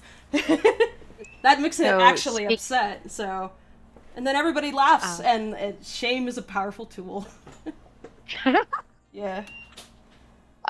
Speaking of evil things, Ava asked. I'm doing my absolute best. Nice segue. Nice. Thank you. No, you're doing great too. Thank you. Ava is asking, will there be a scene where Mordecai and Victor massacre an entire area? Oh, they just murder a ton of people. Just wow. We're really stretching the definitions of okay by YouTube standards, huh? Yes, very massacre graphic. An entire area. We get to watch Victor crush a man's skull with his bare hands live on camera. I was about to ask, is this a populated area? Or... that wasn't specified. They just went to a neighboring town and killed everyone just because. Just for the hell yeah. of it. Is this a hand in the flamethrower situation? I would like to see them massacre a donut shop, because could you imagine the mess of jelly and icing? Mordecai would bow out of that. I'm sorry. Mordecai is wishing a massacre on his the bakery he goes to where they changed out the baker. It's like, this bread is wrong. This is incorrect. Wrong bread. So, quite a few people have asked if you guys have watched the cartoon Puss in Boots to The Last Witch. If so, do you like the film? I'm seeing it tomorrow, actually. I want to watch it. I would like to see it. It looks pretty visually daring. It's definitely a level up from past DreamWorks things, but I guess they've been kind of on a roll with that and the bad guys, was it? Yeah, no, we're gonna go see it tomorrow, so I'll let you know if it's worthy. Cool. There was a super chat just saying, I always watch your videos, have a great year. Oh, thank you. Yay! So much. I'd say their name, but I cannot pronounce it. I'm so sorry. I believe it's in Japanese. Yes, it's Japanese. Yes. Oh, I see. Yes. We need Jacob in here. He could. If I Google translated it, but if I try to pronounce it, I'm going to be. Google say it. No. But thank you so much for the super chat. We really appreciate it. Yes, thank you regardless. Speaking of which, there's another super chat for $5 from Oh Ryan Hartwell. Thank you. How do you think the characters would react to the 1960s counterculture era? I'd imagine Rocky would be an old hippie. Oh my god. They lived long enough to see the Beatles. Yeah, I think Zib would definitely be in his element in the 60s. He'd be the old hippie for sure. Yeah, he definitely would be. But he'd be like, I'm glad I stuck around. It's like there's like this 40-year cycle thing that happens. Actually, there was a lot of in the 60s that was kind of reminiscent of the 20s in terms of counterculture and things. Like the 20s was pretty revolutionary if you look at like the Edwardian period and Victorian period that preceded it. It's like insane that women were suddenly wearing dresses that short compared to what they had been wearing, and cutting all their hair off. And going out unescorted at night. Wow. And drinking in public. That just wasn't a thing that they did. And like, people of different races were hanging out together. It's all Elvis Presley's fault. It was very revolutionary. And then, and then we had this return to this sort of conventionalism and conservatism in the post-war era. Yeah. After World War II, where the American identity was kind of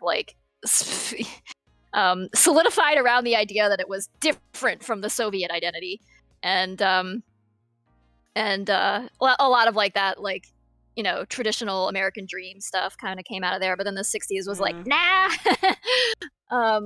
And the 50s just was a lot of mythologizing the U.S. in a way that wasn't very realistic. And then everybody's like, all of those how to be propaganda films from the 50s are I just love them. Like if you've ever watched the MST3K shorts or anything like that, they do a lot of those, and they're so fun to watch because it's just so insane that people the government or different government agencies would put out these basically PSAs that were just well, here's how to dress, and here's how to be clean, and here's how to have dinner with your family. And it's so funny. It's kind of bizarre. It's kind of like Dare and how controlling and and rigid and just this rigid wholesomeness that they were trying to push. But and of course, real life wasn't anything like that. It was just that was not how people actually were. That's the Leave It to Beaver notion was not real life. Yeah, at all. It was within the 60s, kind of exploded with just new fashion, and a lot of the fashion in the 60s, you can see it kind of reflects a lot of the 20s, the hats, the mod dresses, kind of similar to those just straight up and down flapper dresses. A lot of that, the shortcuts of them, the hairstyles, kind of and there's just this weird 40-year cycle that kind of seems to happen, especially with fashion, and it's probably just that same sort of like nostalgia loop that we end up in, where like it's like people from the 80s are in the peak of their like 80s 90s like nostalgia trip now with like media, because all those people who were born then like grew up to be like in charge of like media and things at this point. So they're the people making that media, or at least acting as executives for every media. Generation is nostalgic for about 25 years prior to it. Yeah. That's why like so many of the 80 like great 80s horror films are remakes of the 50s sci-fi era. Mm-hmm. Or why like a lot of people right now are remaking stuff from the 90s and like bringing that stuff back. Mm-hmm. Yeah, quote unquote remake. And I'm looking at like, yeah, you're trying to Tracy, aim this at me, but Tracy, which Lackadaisy character would dress up like Sergeant Pepper? Rocky would definitely do that. I could see that.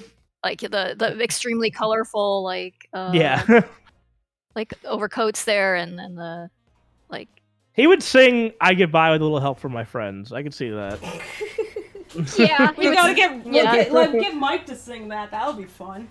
That'd be cute. Yeah, he would sing out of key. And we'll get Mike to do a song that's not Cancer. We got another super chat. Foxtrot for real. For $4.99. Lol. Thank you. I know nothing about this project beyond dancing flapper cat, but I'm here. Welcome. Also, those how-to vids were aimed towards kids whose dads died in war. Oh, in part they were, yeah. But there was also very much a concerted effort by the powers that be to define what American culture was. Yeah.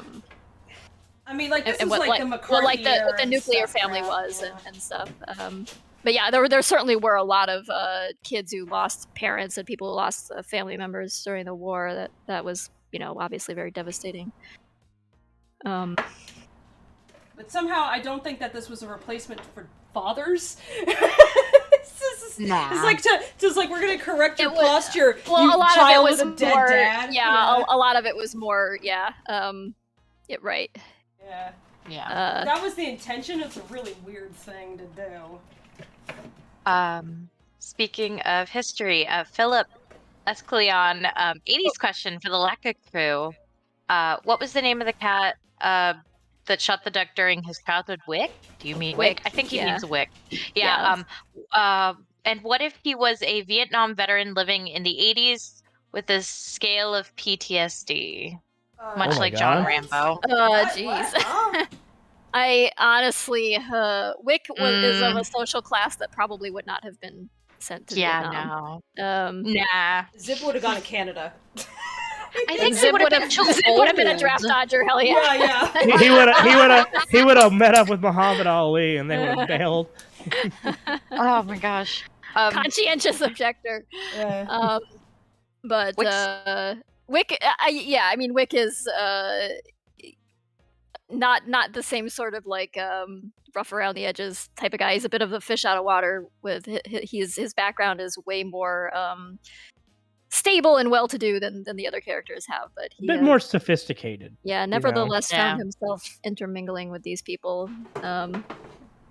I'll say one of the biggest laughs I had watching it involved a line from him in that. So you like the Buenos Dias Wick moment? That's what I'm talking about. Because I was like, as I was like working that one out, I was just like giggling to myself. I was like, memes. I was like, there were very subtle memes in there, very very subtle. I'm here for that.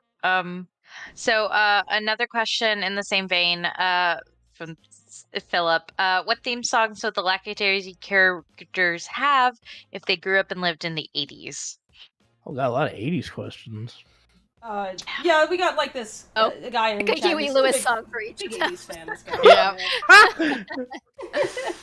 I mean, I'm a huge Oingo Boingo fan. I can give one to each of them. Okay. Yeah. Take on me. That'd be. Take on me. What's that song? Who would wear? No, go ahead. Ivy would have been dressed like Madonna, like punk Madonna. Oh yeah. What's that song from the Key and Peele sketch where they're like doing the exercise stuff as like a murder happened or whatever? That should be Ivy's song. the aerobics. Yeah, the aerobics. Like the Olivia Newton-John, like yeah. Yeah. Yeah. Who would wear Let's like get the physical? Yeah. Who would wear the giant sports coat like Talking Heads? Oh, like David Byrne. Yeah. That's very Rocky. Like the coat that's just way too big. It's like, where did you even find that thing? that lie. That's actually my like. I think that might be my favorite like concert ever. Is Stop Making Sense. Yeah. From that. Oh yeah, man. Talking Heads is great. David Byrne has a just such a weird personality, but it's so, I don't know, it's fun. I don't know where my pants are. Where could they be? Like that's. He made a movie at some point that I haven't seen. He did. It's called. It's released by Criterion, and John Goodman's in it. Oh, I'm gonna have to watch that at some point. There are quite a few different versions of these same questions. So quite a few people have asked, when will the comic continue? Will you be resuming the comic now that production of the animated short is nearing the end? Is there going to be something more after the short? So yeah, comic will return. We'll wrap the film. There's some post-film stuff we'll have to take care of. We're gonna all need a break for a bit. I need to go scream in the woods for a while. Fable and I need like a couple weeks to unwind, because we're otherwise going to be facing some pretty severe burnout, I think. But yeah, following that, I intend to get back to Volume 3 on the comic. I also have a crowdfund for reprinting the books coming up, and it's got some other treats and things involved. So, and I'm hoping that we'll be able to, I'm hoping the film does well enough that we will be able to justify doing more animation, because we have been also talking about plans for, a follow-up short, and we've got another short little musical thing in the works as well. So yeah, more animation, I hope, but that really depends on, whether, when we go back to talk to our executive producer and publisher at Iron Circus, if things have gone pretty well, they'll be more likely to be like, okay, let's gear up and do another thing. And if they have not, or it's just kind of a, flat response and we don't really go anywhere with it, then we'll probably be kind of like, I don't know. So if I want to do something, I might have to self-fund it or whatever. But the more people have their eyes on it, the more support we can get for it, the better the chances that we'll be able to make more things. And that's really what we want to do. We'll also probably take the opportunity to, if we can garner any interest from third parties in it, who may want to, help us take it to series of some kind, that'd be wonderful. Don't know if that'll happen.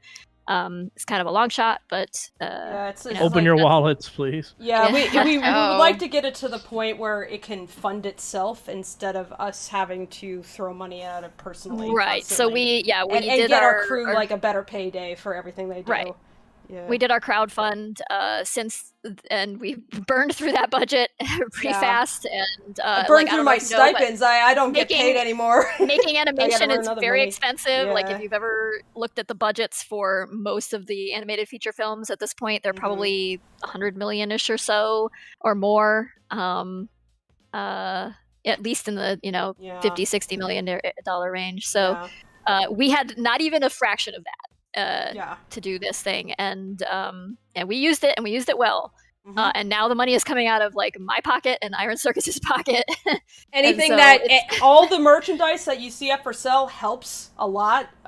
Especially with any amount of polish, paying people to do those subs so that it's thoroughly and well done. It's not just run through Google Translate. You don't want it run through Google Translate. It will be bad.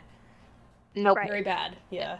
Yeah. Nope. So So yeah, we've been just pulling out all the stops to make sure we get this done, and we're gonna have to like do a little financial recuperation after the fact. But you know, if like I said, if the film does well in terms of viewer numbers and such, we'll be able to, I think, leverage that into making more animation. So yeah, That's I mean, the best thing, I think what we can ask from you is to share the link, share it with your friends, tell somebody about it. Like, just, you know.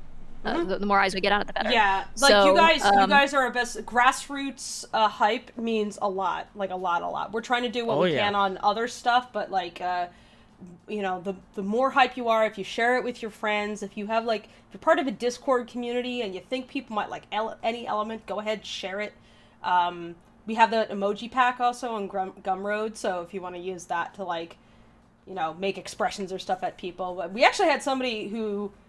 Chris Connie on who's called Lackadaisy Rocky on the Lackadaisy Discord, like got into Lackadaisy because he saw a friend of his was using like funky emojis, and he was like, "What's that from?" Because he really liked the faces and stuff, and he was told, he looked into it and he got, well, now he's known as Lackadaisy Rocky, so that tells you how obsessed he got. He actually made this really funny review of the comic where he's like I never read this before, but which is just so entertaining, and I really hope he makes a follow-up video one day. Chris is very funny. Yeah, Chris is great. It's this guy we played poker with before. Yeah, been a vociferous supporter of the project, and we appreciate that. But yeah, the more of that we have, the better, and the more likely we'll be able to do more. So I hope so. And yeah, either way, the comic will come back. You know, when I have breathing room for it, and I have my brain back. It's there's a lot to deal with right now. Mordecai a lot to do. Here, who is wondering when his brain's coming back. Yeah. So I'm like, where are my glasses? Where's my guy? Do you know where my glasses are? Thank you, Ryan Hartwell, for the $5, who says, speaking of indie animation, Tara Strong is going to voice one of the characters in Boxtown. Oh yeah, she's very prolific. She's everywhere. Cool. Oh my goodness. Fable, why did on topic, why did you choose to do that little pick in that glass? What? Oh, because I wanted to make something red. So I'm gonna put a cherry in there, or a couple cherries. Okay. Yeah. I have to send you a photo now. Yeah. Why? No. Just make it like a cherry, just floating in there. No, because that's you're gonna laugh at this. Okay, give it to me. I'm currently laughing. Yeah, give it to me. I'm sending it to you now. It's not my favorite photo, but here it is. I'm sending it to you because I find it really ironic, because I don't know if you've ever seen this photo. I don't know if I've shared it, but I love how, like, forgive me for like being happy with my own artwork, but I love how much of a gay bitch he's being in this doodle. He's being a loud gay bitch. He really is. He's channeling Zib. Yeah, he's no, Zib will go like this, but like more slutty, which is fun. Mordecai's never gonna be slutty, so he's just gonna be loud. I sent it your way, Fable. I looked up to look at it, and I'm just like, wait, what? Happy to entertain. So, I've got a question for Tracy from Forewarned. What do you think of a Lackadaisy and Hello Kitty crossover? Oh my god. It would be fun to draw like all the Lackadaisy characters in that Sanrio style. Oh my god. Somebody please.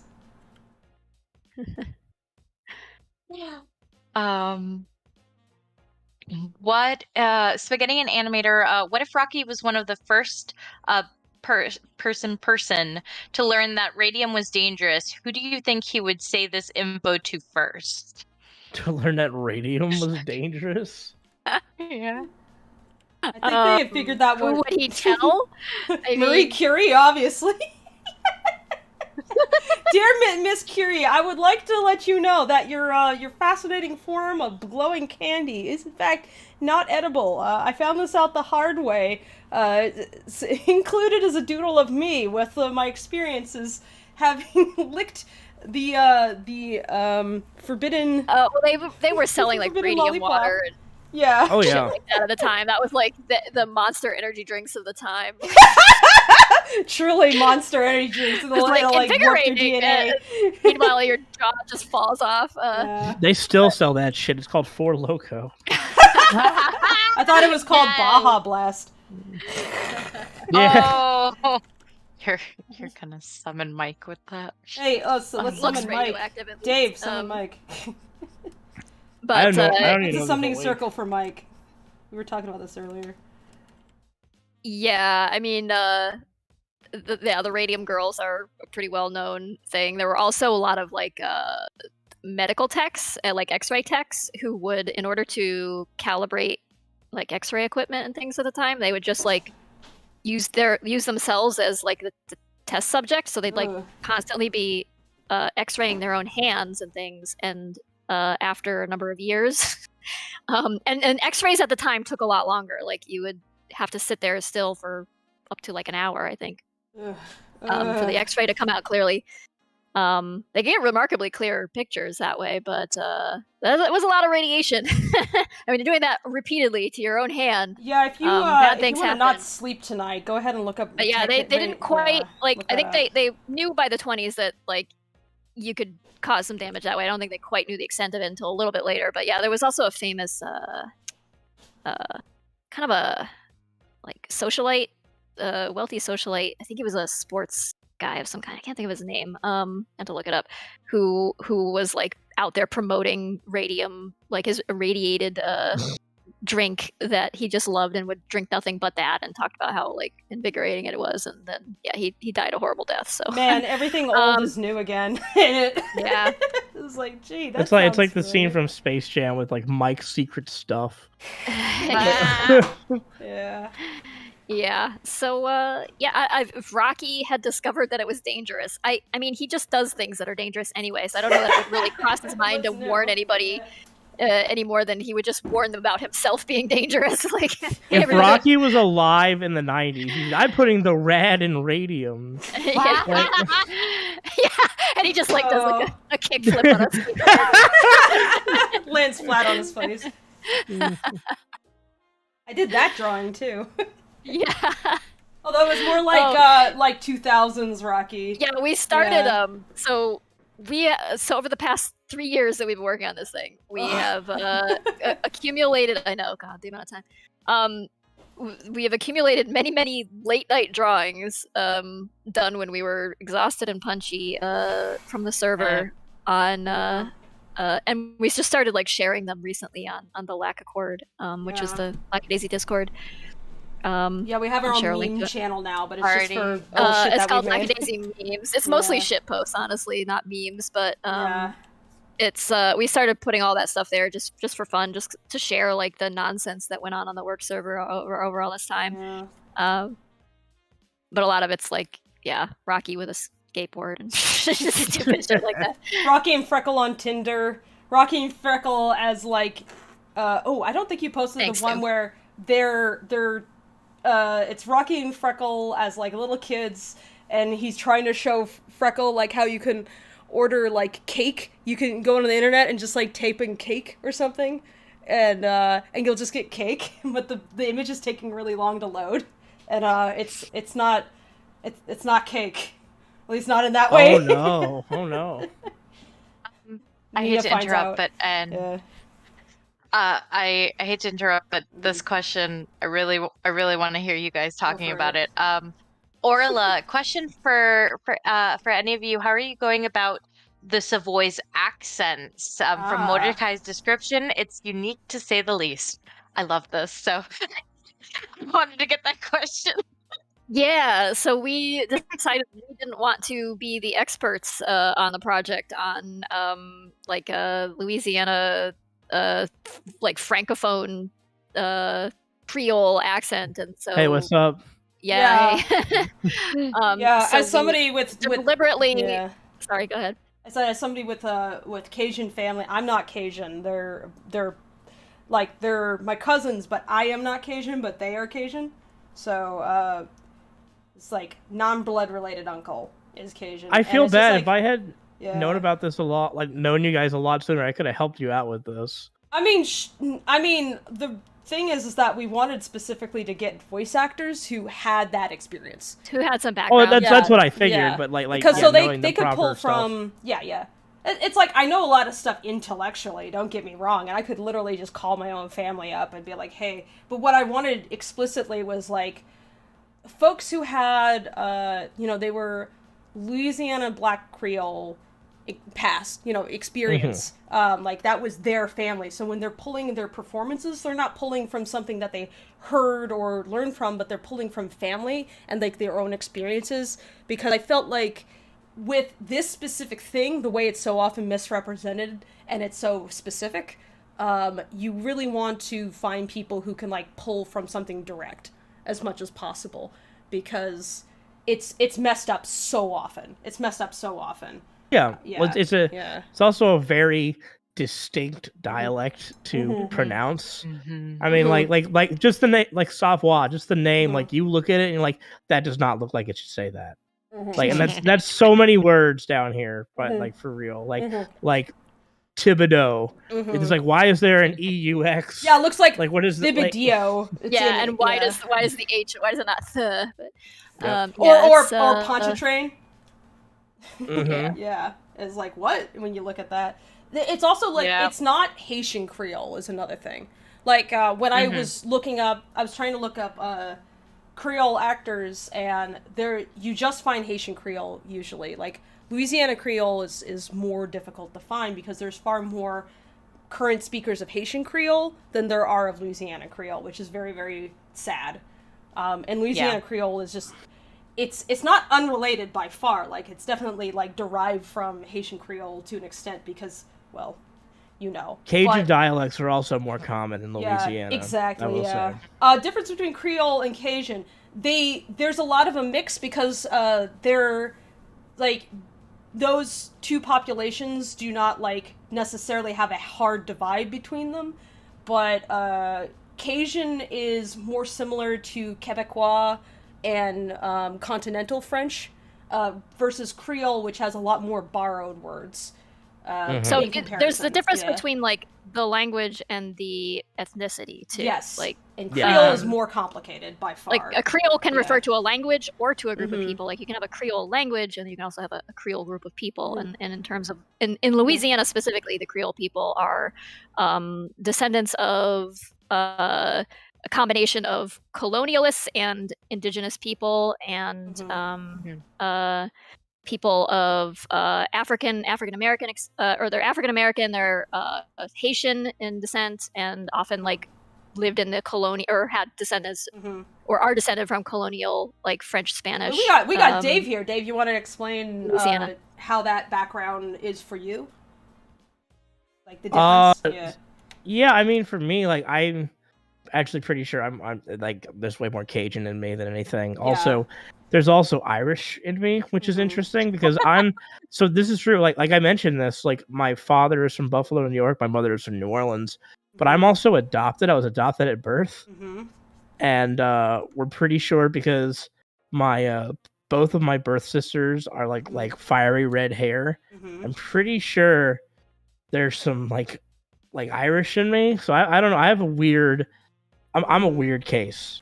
It's also it's a cultural thing as well. It's like I mean Louisiana is so much like especially New Orleans is so much about like people just being from lots of different places. It's very ironic. It's very ironic that the state food is gumbo because it's a melting pot. It's very representative of the So but the Cajun people, just to be clear what the difference is. So a lot of the Creole population is like colonial, came from the Caribbean, came from Africa, and intermingled with the indigenous population and the Spanish and French colonists who were living there. The Cajun people are from Canada, French Canadian people who were expelled from. Yeah, they were exiled from the eastern provinces, mostly the Maritimes and Nova Scotia and Prince Edward Island, from Canada, and also from Maine, which was under British rule at the time. It's the current state of Maine. It was part of the Massachusetts colony at the time. Yeah. And they were exiled by the British. These were French-speaking people, and they kind of gradually migrated down. Some of them landed in like New England and things. Actually, part of my family is from that background, from Nova Scotia, and some of them made it all the way down to like the French-speaking areas of the South, which would have been in Louisiana. And settled there in the rural areas mostly. You get a lot of it in the city at this point, but like it was mostly like the bayous and prairies where they settled in Louisiana. But that's because it was like a French colony, a Spanish colony, a French colony, then it was American. So it had a lot of French-speaking population, so it was a kind of a friendly place for them to move to, and just that. And Cajun is just basically a abbreviated like pronunciation of Acadian. You know more about my home than I do. We have both for reasons both familiar and for story purposes had to dig a lot into this stuff. No, I appreciate that. That was one thing I really did appreciate, and I think I mentioned that to you. Was like I really appreciate the Savoy sibling, the Savoy siblings really. They nailed the dialect. That's because I think of like Benny and Malcolm, who play Seraphine and Nicodeme respectively. Yeah. Respectfully, and they respectively, yes. They, like I said, they have that background themselves. Like they don't currently live in Louisiana, but they have, their family is from down there, and they were talking to each other during a recording session, and they were like, "Yeah, you know what? It's actually a pretty high likelihood that we are related." In some way, and like the way that they clicked, you could really believe that they were brother and sister. There you go. And that was fun too. They hit it off really well. They just had like this chemistry with each other, and they were just laughing and saying things to each other as like in between the line reads and everything. Like they were riffing with each other. Benny contributed to the script itself. We were like, go for it. Like if you guys are like, you have a better line for this than what we wrote in, like please go for it. Like by all means. Benny would just like say things that were hilarious, and we're like, I guess we're putting that in the script because there's some really good lines that they just riffed, and it just is so good. Benny is hilarious. I mean, not that Malcolm's so not excited for them. But I think a lot of people are already aware of how funny Malcolm is because he's been in other stuff. Like he's on Nostalgia Critic. I think he was. If you watch modern Nostalgia Critic at all, I think he's the best part of it. Like he's my. Yeah, he's such a really good dancer too. He's a really good dancer. He's a very charming dude. I've met him in real life. He's friends with Jason and Ed. He's just a good dude all around. He's a really sweet guy. He will be calling in at the convention actually. So yeah. Tracy's gonna be calling in, and he's gonna be calling in as well. He wanted to come, but finances suddenly got in the way. So that's how it be. But he will be calling in because he's a big goddamn furry too. So he's just like, hell yeah. He's just a guy who seems to love life, and I really appreciate that. Benny also is just a real charming person. When I went to her place, she actually lives in LA as well. I went to her place, and she lives like right near where I used to live around USC. She lives in what's it called? What was the name of that place that got really famous from the frickin' movie about a rapper? It was the rapper movie? There's a lot of those. There is a lot of those, but there was one that's in a. Anyway. You're talking about 8 Mile, or are you talking about? No, it's not about Eminem. Are you talking about the one about? Are you talking about the one about like Dr. Dre and Eazy-E? I think so. It was something that not that long ago became very popular, but it was definitely not Eminem. It was about LA. I was gonna say. Yeah. My brain is having a fart right now. Not Detroit. This is Los Angeles. Not 8 Mile. No. Anyway, so she lived near Compton. Thank you, Banana Nana. Compton, yeah. I was straight out of Compton, yeah. Compton, okay. I was right. The one with Dr. Dre and Eazy-E. I was right. Yeah. Okay. I couldn't remember the goddamn name.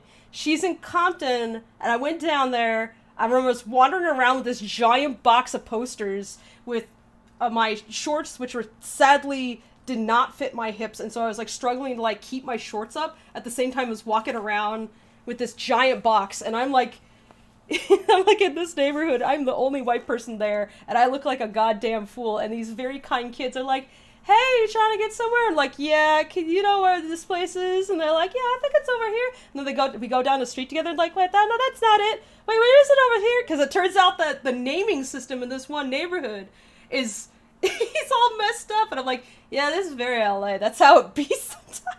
It's just like, the numbers go 1 through 10 over here, and then 11 through 19 over here, and then 20 is like a block away. Oh, gosh. Yeah. It's like, why? Why would you do that? So I'm meandering all over the place, just trying to find this thing, and I'm sure, like, this lady wanders out of her house, and she's like, hi, can I help you? Because, again, I stand right the fuck out. I'm just like, yay, I'm looking for my buddy at this one location. She's like, this is not... I had to like go up and down the street trying to keep my goddamn clothes on, hauling this huge box. I must have been very funny to everybody there. Certainly I was laughing at myself. But yeah, I found Benny, and she was very kind. She did not allow me to refuse her brie puffs. She demanded I eat them. And we just sat down and chatted about like cartoons and stuff, and she's delightful, absolutely delightful person. Yeah. But I like Fable decided to call. Yeah, I called Toomey so we could bully her. Yeah, because I'm mostly like, I love Mordecai. Mordecai is like one of my favorite characters, but you know what? I am weak in the knees for the Savoy siblings. Just. But the reason why I called you is because I found out that Benny does bartending, and I was like, oh no. Yeah. And it was really funny. I called you, and you told her what you were imagining for Seraphine's drink, and then she gave you feedback. That was awesome. Yep. Yeah. I love that. I told her, I was like, don't be too shy. She's been to culinary school. She knows how to talk food, actually. Yep. Yeah. That was great. That was so much fun. Yeah, I love Benny. She's so sweet. Yeah. Let's see. Max Pels asked, what are some Disney movies that you find overrated/underrated? Overrated? I'm not fond of Frozen, personally. Yeah. I know a lot of people love it, but to me, and this is not to sneer at the people who worked on it, but it's more just a matter of like how the production happened, because there's so much great production art for that movie that they did not end up using, because they scrapped a ton of it last minute. They're like, okay, we're running out of budget and time.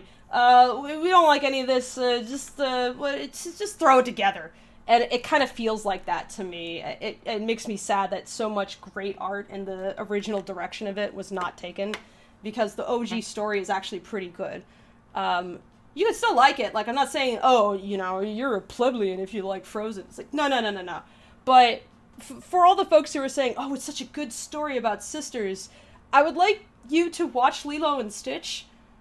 Lilo and Stitch is a better movie. Lilo and Stitch is a much better movie about family and sisters dealing with the trauma of losing their parents and having to exist in a world which is not very accepting of them, and they don't have the advantage of being like in control of a country. Magical. Yeah, they're not magic, they're not in control of a country. They're not princesses. They're not princesses. It's, you know, these sisters are both really bonded but also have a deep schism. And it's told in a very fantastical way, but it's so real. It's one of the best Disney films, period. To me. Also, despite the alien cartoonishness, it's extremely down to earth. I was gonna say that what I admire about Lilo and Stitch is that it's such a fucking weird concept of a movie where it's like it's about a mad scientist alien experiment who escapes to Hawaii, and I really like how ridiculous the concept is with how they handle it. Like, yeah, it's like honestly the off-kilter stuff Disney does is my favorite stuff. Like that and that time Emperor's period New Groove, which was just like a nightmare like project that went off the rails, and they just like decided to just fuck it and make it silly as Nightmare Before Christmas. I'm a huge fan of. Yeah. Yeah, it's those moments between Disney's like heights when they're just trying to figure out what when they're more doing. They're way more interesting when they're experimenting. Although those movies tend to fail financially. And they're not even necessarily a great film, but they're more interesting to watch. Like they're not perfect, and that's why I like them. Yeah, we watched some of those like early 2000s Disney movies where they were kind of like floundering, trying to find some new identity that wasn't just princess stuff. Or talking animal stuff, like Treasure Planet and I love Treasure Planet, Atlantis and things like that. We watched Titan AE too, which of course is not Disney, but it's like a lot of like animation was exploring that. You know, when they were really trying to, I think, grasp a young male audience and like a know teenage male audience, and they were trying to do the cool thing, and Disney's never been cool in that way. You know, it's like. And you can kind of see them trying for it and not really getting it, but like they did really successfully do that like action adventure angle with Tarzan, but I think that's even carry it through. I have a theory that Tarzan is partially what made them think they could do it, but they didn't really know why Tarzan works so well. And it's like if you rewatch Tarzan with like now, like especially now that I'm like this age and can rewatch these films and think about them in like a more holistic way instead of just like the limited perspective of being a kid or a young adult. I can now see is like why certain things worked very well, why it probably hit better with audiences a certain way, especially in the time, and why something didn't work so well. And it's been great rewatching those films because like you can see maybe why it didn't click, and people are saying like, oh well, this just didn't do well because XYZ and it got fucked over. It's like to a certain extent, yes, but I'm not so sure that say Atlantis or Treasure Planet like lack of success was necessarily due to just poor marketing. I think it was also partially just the terrain they set up, because something that Disney likes to do is that they would use Disney Channel to kind of like try to drum up interest in a topic first, and then they would put out a movie so that the movie had kind of like an audience that was always already prepped to be into those things. They tried to do it with Treasure Planet by making people interested in Treasure Island. Kids aren't into Treasure Island. I'm sorry. You could just say Muppet Pirates Treasure are Island's cool. a much better movie. Yeah, Muppet Treasure Island's is a good movie. I think but we all like agree making it's it about the old Treasure Island, but making it be about like old Disney Treasure Island is not going to do the trick. And if they instead been like space is cool, pirates are cool, steampunk is cool. Look at this story about this cool like pirate villain and how he's a dad to a kid, or even leaning more into the whole like space boarding thing that they had. That would have been, I think that would have sold better. But the idea that like the reason why kids were going to be into it was the exact same reason as why the creators were going to be into it was a misstep, because the creators had a heavy nostalgia for Treasure Island, the original Disney version of it, and they really wanted to make something that was kind of like a love letter to that.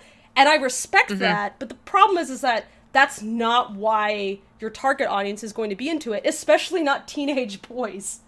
But they also it also released the same weekend as Harry Potter and Lord of the Rings. Yes, it was that's a tough bad move. And it was just it had a lot of uphill ground to cover. And then watching Atlantis, the problem I have with Atlantis is that its story structure is just not good. Like, you have individual characters that are really fun, but they're not given enough time to breathe. A lot of them could just have been combined. They don't really have any, a lot of them don't really have any reason to exist. Like, why was Cookie, like, the cook there or whatever? Like, he just didn't seem needed at all.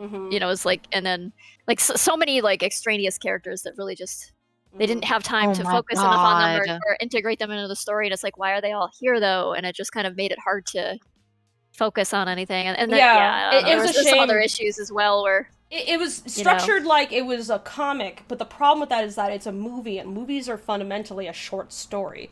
You can't really do a long-form story. Bigger epic with more characters than it could handle in its like 90 something minute running time. It also spoiled the mystery like in the first like minute.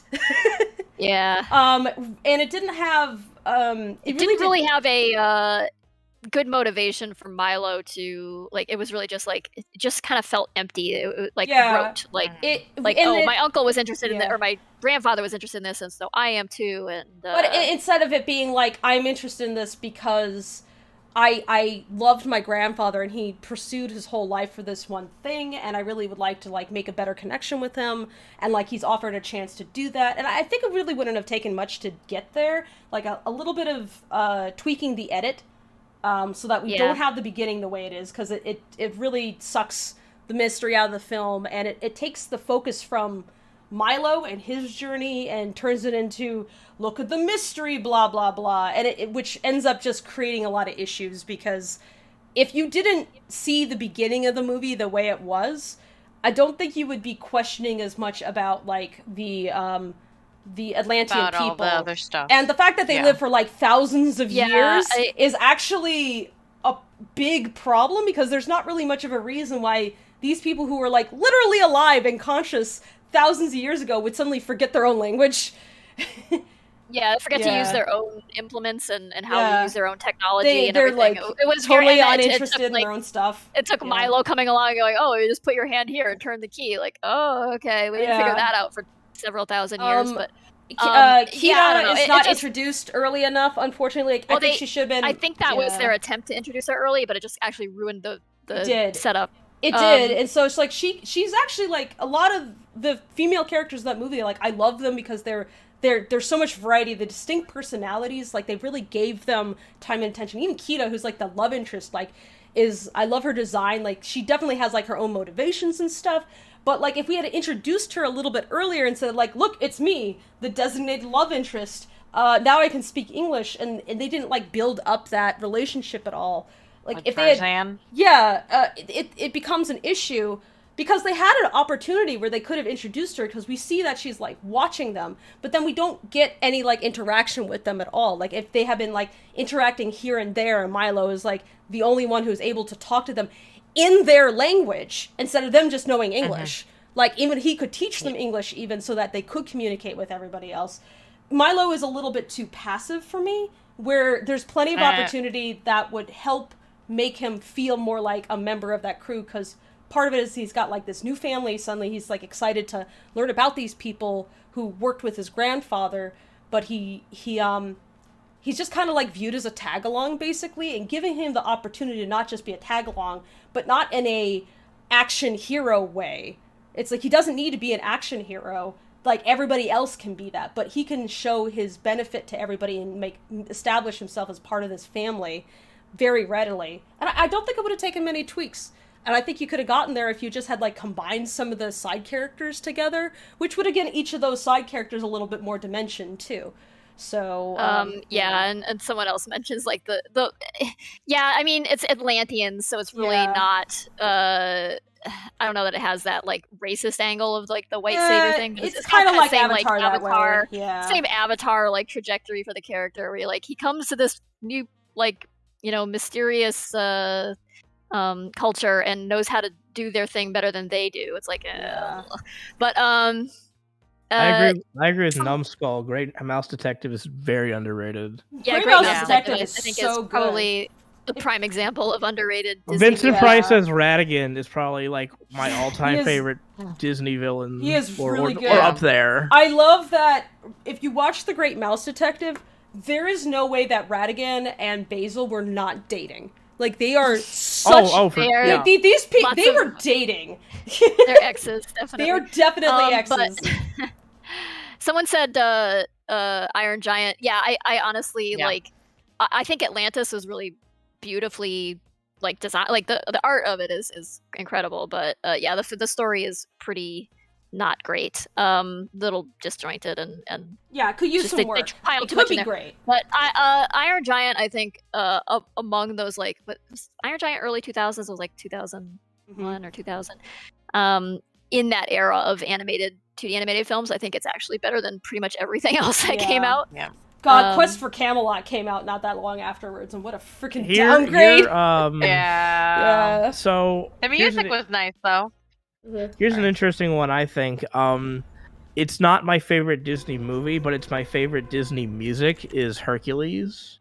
Yeah, Hercules is a bop. Great music. Hercules has my favorite, and it's just I something about, because my favorite Disney music is Hercules, and my favorite musical is Little Shop. It's just that style of, like, you know. Dave, are you a nerd? That 60s like Motown gospel mix. I'm a slut for that stuff. I completely like.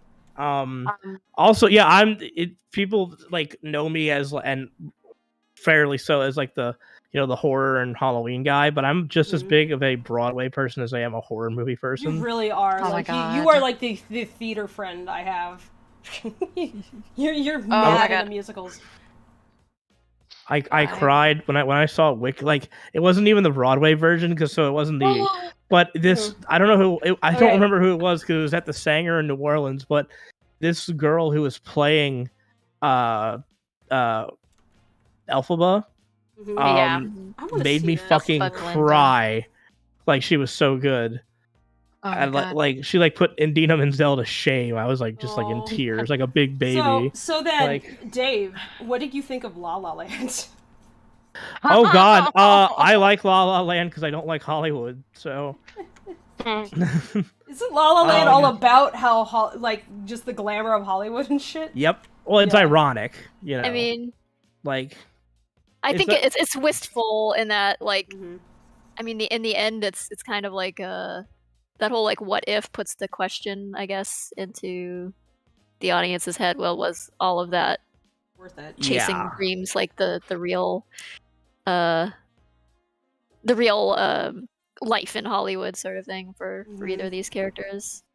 If that was like the ultimate fulfillment, or if it might have been, their prospective future together. That was... You know what I rewatched yesterday?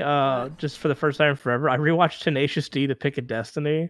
Oh, and I was like, I would love to see this as a stage musical. Oh my God, you're right. It would be even better. Yeah. I saw School of Rock on stage. That was School of Rock is one of my all-time favorite movies. Yep. That is like on my like top 50 list of movies, probably. Yeah, it's a great stage play too. And Alex Brightman is a great Jack Black. I love him. Oh God, I got to see, Michael and I went and saw Beetlejuice in New York last year. It's probably the greatest thing last year. It was amazing. Alex Brightman is a gem. I love Alex Brightman, and I love Beetlejuice very, very much. I just quick, because I don't want to, but in 2019 they did the costume contest in person, and crackhead idea from a friend of mine was, let's go Halloween night, let's go and enter. And long story short, after a month and a half of prep, my friend bailed on me, and I went to New York alone after me and another friend had worked so hard on this costume. Oh, and I went and I competed, and I got on stage and I won. Hey! There you go. Nice. Video of it on YouTube, but like being on that stage and meeting everybody, absolute highlight of my year, not gonna lie. I love the musical so much. I'm a massive musical nerd. Like, I love it. Me and my sister are both like theater kids. I'm gushing a little bit, I'm so sorry. No, I love it. The Beetlejuice is like up there, like Newsies is up there too. Oh my God. I cried at Newsies. Oh, wow. Wicked. Newsies is a name I haven't heard in a long time. Yeah, wow. that's I one. love Newsies. I'm absolutely in love with those boys. I'll make because I know Jason Marnoka is on your team. Yeah. I'll make him jealous. Stole him from us, in fact. I did. Yeah. I'll make him jealous. When I got to see Phantom live, I got to sit directly underneath the chandelier that falls. Oh, it was kind of awesome. Oh my gosh. Yeah. Nice. I almost pooped my pants when it happened. I was like, oh my God. Like Oh my gosh. Me and Boo are actually really sad because Boo's artwork, they, how Beetlejuice did like the fan art mural thing? Mm-hmm. Boo's artwork is on the fan art mural, and we saw that. Oh, Like we saw like the mural. The mural's huge. Like there's tons and tons of fan work. It's really cool. Aww. Oh yeah, it's fantastic. We were hoping to take her so she could just take a photo with her art, but they closed today, and she Aw. wasn't able to. Yeah. But my sister went and took a photo for her. Aw, that's really sweet of her. Yeah, my sister is a gem some days. Love you if you're listening, sis. Also, Jack Black, if you're one of the 130 people watching, I love you.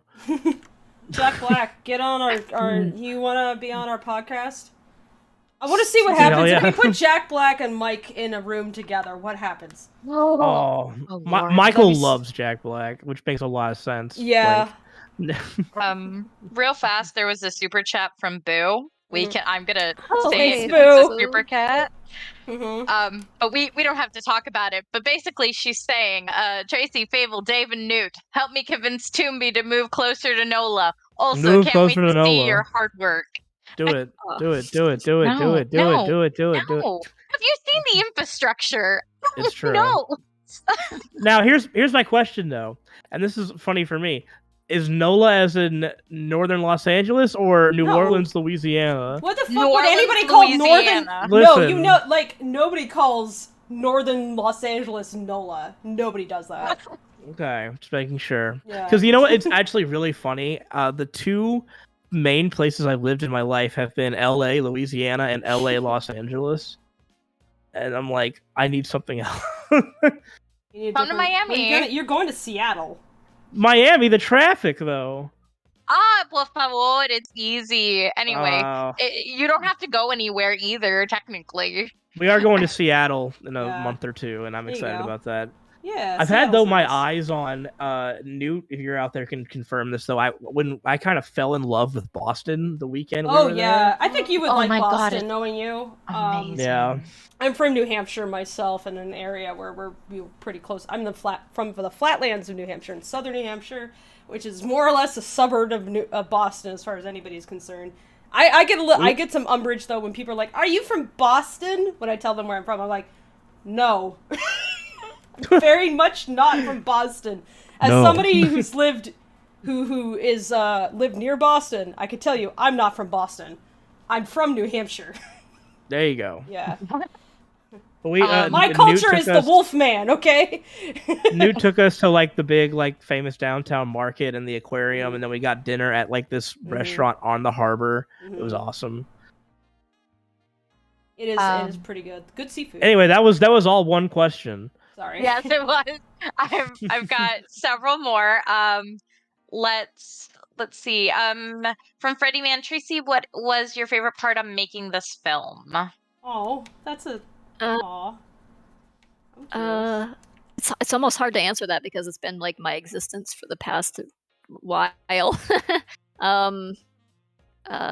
In that I have a lot of favorite parts, but I think I don't know. I think just like the sense of like camaraderie with other artists and working with other artists again, because making a webcomic is such a solo, kind of isolated thing, which is fun unto itself, but it's also you just kind of feel disconnected from other artists, and just getting to work with other people who have additional input and just add so much richness and new things to your ideas. It's just so cool.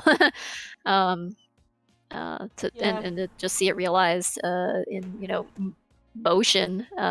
We started seeing like the rough animation come in, and I was just like, oh my god, this is so cool. Like it's like surreal. I think my favorite part. Go ahead. Sorry, go ahead. Go ahead. No, you go ahead. No, I pretty much was gonna just reiterate what I was already saying, but I think my favorite part. I mean, there's a lot of favorite parts, but I think my first favorite part was when you were teaching Val how to sing Blue Skies. I was like, this is the cutest thing ever. Like, and it was like there's just something about that session where it's like a dream come true as a creator to, in a sense, be able to talk back to your characters. And, it's not literally, like, none of the actors are literally those characters, even as close as they can sometimes get.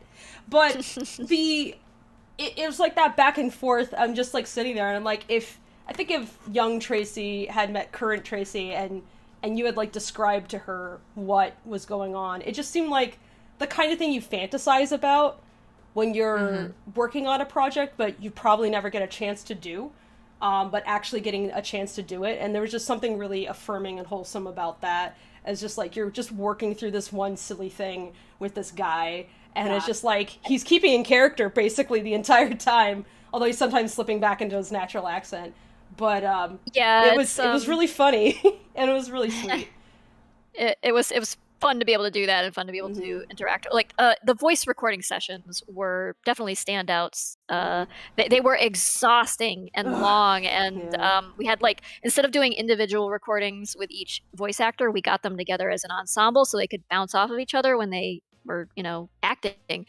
And that was great. And such a privilege to be able to do that. And then to be able to do it multiple times for like the comic dubs too, which was also just so much fun. But like those initial 3 recording sessions we did were so tiring and so exhausting, but so fun. I'll never forget that. But I think like just doing the character redesigns too was also really fun, and just getting to like go like, okay, how do we like run these through a cartoon filter and then get something that looks like the character still but different and animatable out of this like comic art. That was very really difficult. Fun for me. Very difficult. I'm glad that we got Ty on board though, because they really added Ty, like a pizzazz, like an energy that I was. Ty has a lot of very energetic artwork, and Lee has this like just super solid sense of form and shape and like consistent character shape and everything. Like the two of them together made for a very like excellent combination and getting the character designs around. But I mean, you can't like when you're doing a project like this, it's really easy to get wrapped up in all the like performance anxiety and the worry about funding and money and where is it all coming from, and no, it's so expensive, and worried about the schedule and that come and putting out problem solving for all the different things that happen. We've got like a crew of like 100+ people coming together to make something. Like stuff's gonna go wrong, technical issues come up all the time. People's computers explode right when you need them to finish something. A plague starts. A plague, people are getting sick, and it's so many issues. It's just the nature of a project like this, and it's easy to get wrapped up in that and to lose sight of the fact that you're doing something that's basically a dream come true. And I've dreamed of making animation since I was a little kid, and that's I get to check that off, and that's just incredible, and I feel so lucky. So it's interesting, like as things are starting to, they're not winding down, but we can see the end of the tunnel, and we're making plans for that, and it's just like, holy crap, it's actually gonna happen. And it's Spaghetti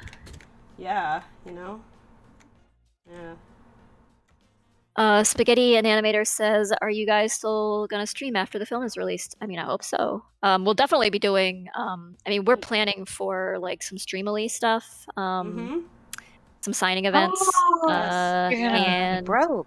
and we'll definitely do some streams to just be like, hey, watch our film if you haven't seen it yet, and to talk about it, and maybe give the artists some screen time and airtime. Yeah, we really want people to understand that like stuff like this is a group effort. We might be front and center, you see our names most often, but honestly we're just a part of it. And the voice actors get to sign posters and things and everything, but it's like the artists have been the ones, like the voice actors are amazing. They've been so supportive of us, and have, like I said, they came back from multiple recordings, but their part of the work was done much earlier on in the project, whereas like some of these artists have been with us the entire time doing they worked on rough animation, cleanup, compositing, confirmation. Like they've been here for the long haul, and they've done so much work on the film. Like they've contributed so much. It's kind of a little bit unfair in my perspective that they don't get quite the same amount of like recognition. They really should, because it's like there wouldn't be a film without them, quite simply. Right. There just wouldn't. So piggybacking off the film, So there are so many questions. Hold on, because I know there's another film question somewhere here. Mm-hmm. Okay. Okay. If you don't mind me asking, do you have any plans on what you're going to do when the short is done, or have you not thought about it yet from Court Jester? Oh yeah, we've been talking about it and thinking about it quite a bit. It's often easier to think about what we're going to do afterwards than what we're going to do during. Yeah. Yeah, we have plans. Everything from, like I said, signing events and streams and events, and hopefully we'll do some, podcast interview things that we're trying to line up, and we're going to basically we'll do our initial premiere like for the Kickstarter backers that we promised, and then we'll do the public one. We have a short little musical animation thing we've got in the works. Some of you might have seen the rubber hose thing that we've been working on in streams. Fable's been animating live in streams. So that's in progress. We've got ideas for another short that we've been kind of kicking around and would like to get started on, but again, that's going to depend on how the film does. But more something more like more in the area of a 5 or 6 minute short than 27-minute one, but something we can finish in a much shorter period of time, because we have built up a rapport with a team of people, and we would like to keep using, and we have a workflow now, and we'd like to keep using it if we can. Again, though, it depends on how the film release goes, and if there's enough interest to justify doing more animation. The comic is going to continue. We have a crowdfund coming up in spring for more books and some other new things. So yeah, there's a lot going on, and I think Fable's going to be working on Farfetched, as far as I understand, doing some animation for them. Dave is stealing me for some monster stuff. I was I think actually a little bit of my animation ended up in your tiny little taste preview. This time we're stealing you instead of vice versa. We've also got a making of book that we've been promising everybody. To do, Ooh, that's gonna be cool. Yeah, I guess we can't make a making of book until it's done. So yeah. Right. People have been asking, like, some of the Kickstarter backers are like, well, where's the making of book? Like, well, can we make it first? We gotta finish it. We gotta finish making it. Order of operations, friends. And we mentioned early in the stream, Tomb is working on like a recipe book for like Lackadaisy themed drinks and desserts. So there's lots of things to be, Is it? I have to ask, Tomb. Yeah. Is the book going to be called Lackadaisy? Well, now that you put the idea in our head. Nice. Very good. Thank you. Maybe Lackadaisy mixology or something. Ryan Hartwell gives. Lackadaisy. Ryan Hartwell gives $2 and asks, "What are your thoughts on Bluey? Best children's show in a long time. I love it to pieces." I've only seen little bits and little clips of it. Candy loves it though. And has recommended it. It's very good. Bluey is an example of like children's media does not have to be stupid or insipid or screaming or anything like that to appeal to kids and be something that kids and their parents can share without it being like it's like family entertainment is like what a lot of Hollywood aims for, just purely for like that way we get more butts and seats, basically. But I don't think they really necessarily respect the audience that's for that. It's like, okay, but why do you take your kids to the theater? And if you just come up with the perspective of, well, I want to make these brats shut up, I don't think that's a good that's not a reason to make a movie. Like, even if that is it's also not a reason to have a child. It's really not a reason to have a child. It's like, if that's your attitude, I was like, I would like to, if I have kids, I would like to have kids because I'm interested in people and I want to, help them become like a people, because most of their lives they're going to be adults, Like I have always, like, I don't know why, I've always like wanted to be a dad one day. I just have that kind of dad mannerisms about me. I agree. It's like the idea of being like a dad is kind of appealing to me. It's like helping just like raise a kid would be nice. I like helping people in different stages of their lives, basically. And both me and Clint like don't look at kids as being like just some obstruction or whatever. We have a lot of respect for them, and I think it's like you need to, because again, they're going to be grown-ups one day, and do you care about what they're going to be like as, you know, grown-ups? You teach a person how to like be a people. It's hard to be a people. I think we underestimate the level of sophistication they can grok to. Oh, no, for kids sure. are smart. They have to be, otherwise they wouldn't be able to be kids. I think kids are getting. I genuinely think. Oh, they definitely are. Like, God, some of the like 20-year-old like YouTube essayists I watch are like, man, how are they so smart at this age? They're just because people gave them. People talked to them in ways that wasn't just like, okay, baby child, it's time for a lollipop. Well, it's like, no, I don't mean that. I mean like even if you had parents or whatever who respected you as a individual human being, like I don't think I was like babied by my parents, but I remember being kind of a dipshit at age 20. So I think having a lot of patience is pretty key to being a parent too, because like your kid's gonna be a dipshit sometimes. Again, it's because that's part of being a kid. Yes, that goes with the territory, but it's a human. You're allowed to mess up. You're a child, right? You're gonna fuck up, that's for sure. But I just like, I was just so I don't know, your brain just I don't know, they're so socially aware, and they have such a lexicon of like basically like grad student understanding of complicated issues that just were not talked about in that way when I was younger. And it wasn't, I'm internet old, but I wasn't that long ago, so it's like a lot of people be really doomer about the future and stuff, but I'm not. And because I think a lot of kids are like more aware of the problems and willing to address it and happy to work with people and interested in helping like other kids as they're coming in and defend them and stuff. And I think it's just like more than a lot of us got when we were younger. Yeah, as grim as our political grim as our political landscape is right now, like that sort of thing gives me hope that the future isn't altogether bleak. So I also think it's entirely normal for kids between like the ages of like 16 and early 20s to go through that dark period and then realize like, oh, it's not so bad. Yeah, definitely. There's like variance in the the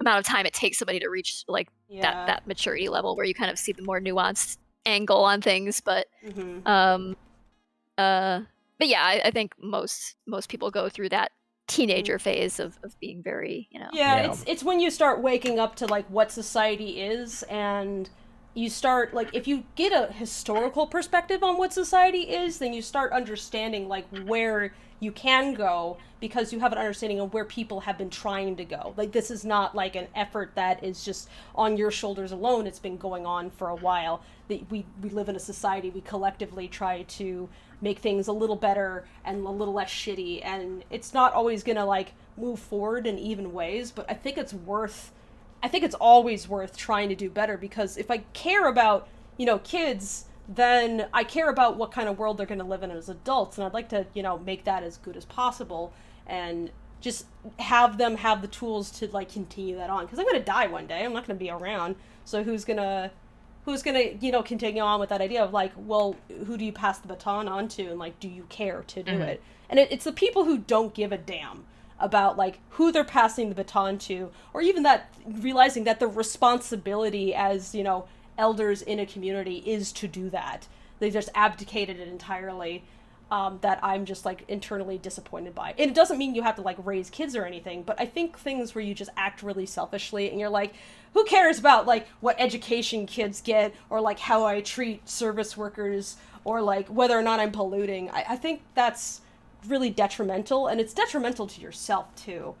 Don't fool yourself that it's not affecting you too. So, but yeah, just like I said, if you're a storyteller, you really can't be a misanthrope and be a good storyteller. I agree with that. Yeah. You can make like a really dark, grim, dark stories, sure, that explore really dark topics, but the reason why I'm even interested in those topics is that I deeply care about people. Deeply care about people. Yeah. And so like this stuff hurts me when people hurt each other. Mood. Yeah. Gooby Rags wants to know, is catnip a thing in the Lackadaisy? Yep. No, it's not. They're not quite that literally feline. functionally they're. I mean, they drink real alcohol. Yeah. They're not drinking milk. They're not smoking catnip. They're smoking other things. They're smoking crack. They're smoking crack. I mean, it was 1920s. They probably were jazz cigarettes. Okay. Crack nip. Maybe those asbestos cigarettes. Oh, there you go. Oh yeah. Okay. Here's the thing I learned as I got older. To go with uranium water. Yeah. Here's the thing as I got older is that I am way less judgmental of people like having their particular copes, because now that I'm older, I'm like, no, sometimes you need that, and you're not taking it because of some fancy or whatever. It's because shit's hard, and if we can make it easier, then you don't lean on that stuff quite so much. But you know, you're not spending a ton of money on like cigarettes and alcohol and stuff because everything's going okay. Yeah. So I like to believe like the radium thing. Like for some reason, I'm just imagining like the syringe from Reanimator, just that glowing green. But squirting it into Rocky's mouth instead. Yeah. Funny enough, there's somebody in Lackadaisy. His name is Ford. Fantastic, super friendly guy. He came down from Wisconsin to come and visit, the train museum down here. He was just on vacation. He took the time to visit me. And he brought me radium teacup and plate and a radium clock. Nice. Oh my god.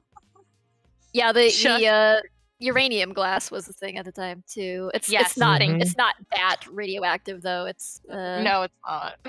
You're not about to get cancer just by being in proximity. No, you probably have some possibly some ceramics or things that would have even be more radioactive. But dude, speaking of which, I am absolutely stoked for the double feature this year of Oppenheimer and Barbie. Oh yeah. It's gonna be an amazing double feature. They need a crossover episode. Nuclear physicist Barbie. I want that. It's Barbie but Ken Oppenheimer. Like it's Barbie. She's cleaning up the nuclear waste site. Thanks, Barbie. It's Barbie. She's splitting uranium 2 and 3. It's like it's Barbie. She's arguing with the president about whether or not it's okay to even use this technology. Oh god, that means there have to be like an actual like Albert Einstein Barbie doll then. Okay, that'd be cool too. Mary Curie Barbie. Can you put Albert Einstein Barbie in high-heeled shoes? Mary Curie as a Barbie would be good. I want historical Barbies. Wait, Barbies, but they're in historical outfits. That would be great. Oh no, that. Barbie's pink Zeppelin crashed.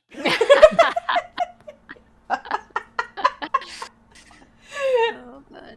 I think they have done historical Barbies. Yeah, but I don't have one. But not no. I know American Girl does some the historical dolls. Oh, of course, that's been their whole bag, but they're really expensive. Monster High American Tragedy. Yes! The Monster High girl doll that's based off of 9/11. Oh god. Oh god. No. Well, funny enough, there are rumors coming out of American Girl that says they're going to be maybe releasing a new historical doll from the 90s. Historical vintage 90s. I hate that. Oh god. Does it make you guys feel weird if you put a classic rock radio station on and they're playing Green Day and REM? Yes. And stuff? I honestly I think that those deserve to be on classic rock because it's they're just so overwhelmingly nostalgic that they make me cringe, so they totally belong there. It's not so much the classic rock, it's when they start playing on the oldies station that you have to worry. Oh god. Oh no. Yeah. When's the first time you had that feeling, Tracy? I don't know. When I was a kid, the stuff on the oldie station was the 50s and 60s and a little bit of the 70s. And so thinking about the distance between the 90s and the 50s and no, the 90s and the 90s and the 60s were as far away as the 90s and today basically, so it's oh god. The fact that you can hear the fact that you can hear the Beatles and Nine Inch Nails on the same radio station now. Yeah, that is bizarre. But this is what weirds me out is that like Trent Reznor is still making music and everybody knows him from like the 90s stuff, but his current stuff is so much better. Like he's one of my favorite musical artists. And it's like the stuff that I love by him is not from the 90s. It's like that was fun his at film all, but it was scores are great too. Oh god, he's such a good one of my favorite albums by him is the one that like a lot of Nine Inch Nails fans sniffed at. Welcome Oblivion, by How to Destroy Angels. That is the album he did with his wife. And I remember going on Reddit because I was curious what fans were saying. They were all complaining about her voice, and I'm like, shut up! It's perfect. It's perfect for that like weird ethereal haunting quality. And like that is my soundtrack to my comic as far as I'm concerned. The entire album is the soundtrack to my comic. Also, Year Zero is brilliant, and it has an ARG associated with it. It's like everything about that thing is so unique. It was a political album. It's just like Trent Reznor is not shy about making a statement. And he's gotten he just showed up in nothing Twin better. Peaks season 3. Yeah. It's just so good. I would love to make a music video for Trent Reznor. I really wish one day if I ever get my comic made into something, I would love to have his blessings to use Welcome Oblivion. I would love to. It would make me sad if I couldn't. Another question in vein with music. From Box, are you guys considering releasing the music from the animation on Spotify once it's released? Yeah, probably because otherwise someone's gonna put it there anyway, so well, yeah, the whole DistroKid thing I think publishes it to Spotify as well, or allows you to. But yeah, and we also promised the soundtrack to Kickstarter backers for download, so you'll be able to download the music individually or, separate from the film if you want. And we just got another super chat from Gobi Rags, $5. I need to ask this: why a club for the symbol for Lackadaisy? I think I know, but I want to hear it from Tracy. I mean, a lot of reasons. I didn't want to use a spade because it has a lot of other symbolism and it's way overused. It is a club, so I mean, the club seems like a natural fit. It fit really well into like the Art Deco sort of like designs as well, but also like the whole like step away for a second. Trefoil trifecta thing. It's just kind of a repeating pattern in the story with like kind of Atlas and Mordecai and Victor were kind of like the cornerstones for the original inception of Lackadaisy, and then Mitzi trying to put together her thing, and she's got her Rocky and Freckle, kind of her version of that, albeit far less competent to date, but they're working at it. So yeah, I just kind of like I don't know, yeah, the number 3 just kept popping up. Not really an uncommon sort of theme in fiction or literature or whatever. 3s, trios are very common, but I don't know. The 3 of clubs is Penn Gillette's favorite card.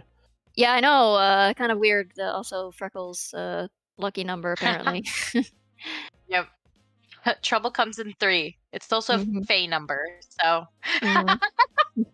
And if you ask Nina, it's also a holy number. Oh yes. Another super chat from Ryan Hartwell. Have you ever listened to Paris Jackson's music? I don't think so. It doesn't ring a bell. I don't know who that is. Paris Jackson. I'll look it up, but I don't think I know it off the top of my head. Well, let's see. We've got a couple more questions. From Artificial Idiot: do storyboards reduce the cost of production of making films? Do they reduce the cost of production? I believe that it was cost. They wrote cause though, but I think cost might be what they were trying to type. Yeah, I mean they're pretty necessary. I mean, you could wing it, I guess. You can't wing it with animation. There's just no. It would not really make a lot of sense unless you were like doing it as a solo project or something and you just had it all in your head. But even then, I would say storyboards are really useful. It's like writing a script without an outline. It's just I mean, a good idea. It's just an integral part of the process because you have to map out what you're going to do. It gives you the guideline for all the planning that you need to do and all of the, what backgrounds you need and from what angle do you need them and, what kind of camera shots are you planning to incorporate here and how can you position the camera to complement the action or the mood of what's happening or, there's just like, it's basically the choreography stage. It's like putting on a play without doing the choreography. Like it's just going to be a mess. So you gotta get everybody on the same page. You gotta be able to show them what this movie is supposed to look like, and the part you do where you do that is with the storyboards. Yep. So does it reduce the cost? I mean, if you didn't pay storyboard artists, I guess not technically, but you would also end up with a film that doesn't make any money because it doesn't make any sense, probably. So also angry people who you don't pay. Yeah, and people who are looking to understand what they're been asked to do and not really having a some kind of guide to show them what they're supposed to be doing. Like you tell somebody that, well, animate this, but then you don't give them animate a character, chasing after another character and there's a car going by in the background and one of them is shooting and it's like, okay, but where is everything, relative to each other and what sort of environment is this in? And, it's just, how could you do that? Like, especially with animation, it'd be nonsense. So, we have another super chat for $10 from Mookie Loves Edwards. Hey. Can't wait for the animation release. I've been showing all the animation previews to my entire family. Oh, thank you so much. So, yeah, that's a great thing to do. Just, kick in people's doors and just, here, put it on their TV. That's... Oh, we truly appreciate the word of mouth promotion. That's... With anything with indie, that's just what you have to do. Yeah, that is the core of indie. Right there is go talk about it to somebody else. Let's see. Tracy, have you ever drawn something using your fingers, like mobile art apps? Yeah, casually for fun, goofing around. I have. I don't do it regularly or anything. It's a little hard to do the type of artwork I do without pressure sensitivity of some kind, whether I'm achieving that with a pencil and paper or with a stylus and a tablet. But yeah, I've messed around with finger painting. Alt Grendel, who is the teetotaler, Rocky, Mordecai, or Victor? Who's the teetotaler? I mean, Rocky more than any of them. Mordecai can clearly be manipulated into drinking. Victor, I mean, the guy probably has a beer every now and then. I don't. Yeah, he's behind the bar though. Yeah, lately he's been drinking laudanum though, which not really recommended. He's supposed to dilute that with. And Rocky, yeah, he doesn't really need the alcohol to be, the way that he is. So I think he probably just makes himself sad if he drinks. He'd be kind of a pathetic sad drunk. So he's like Weird Al, where if he did drink, he'd just probably be normal. Yeah, it would be a little disquieting because he'd just be, I don't know.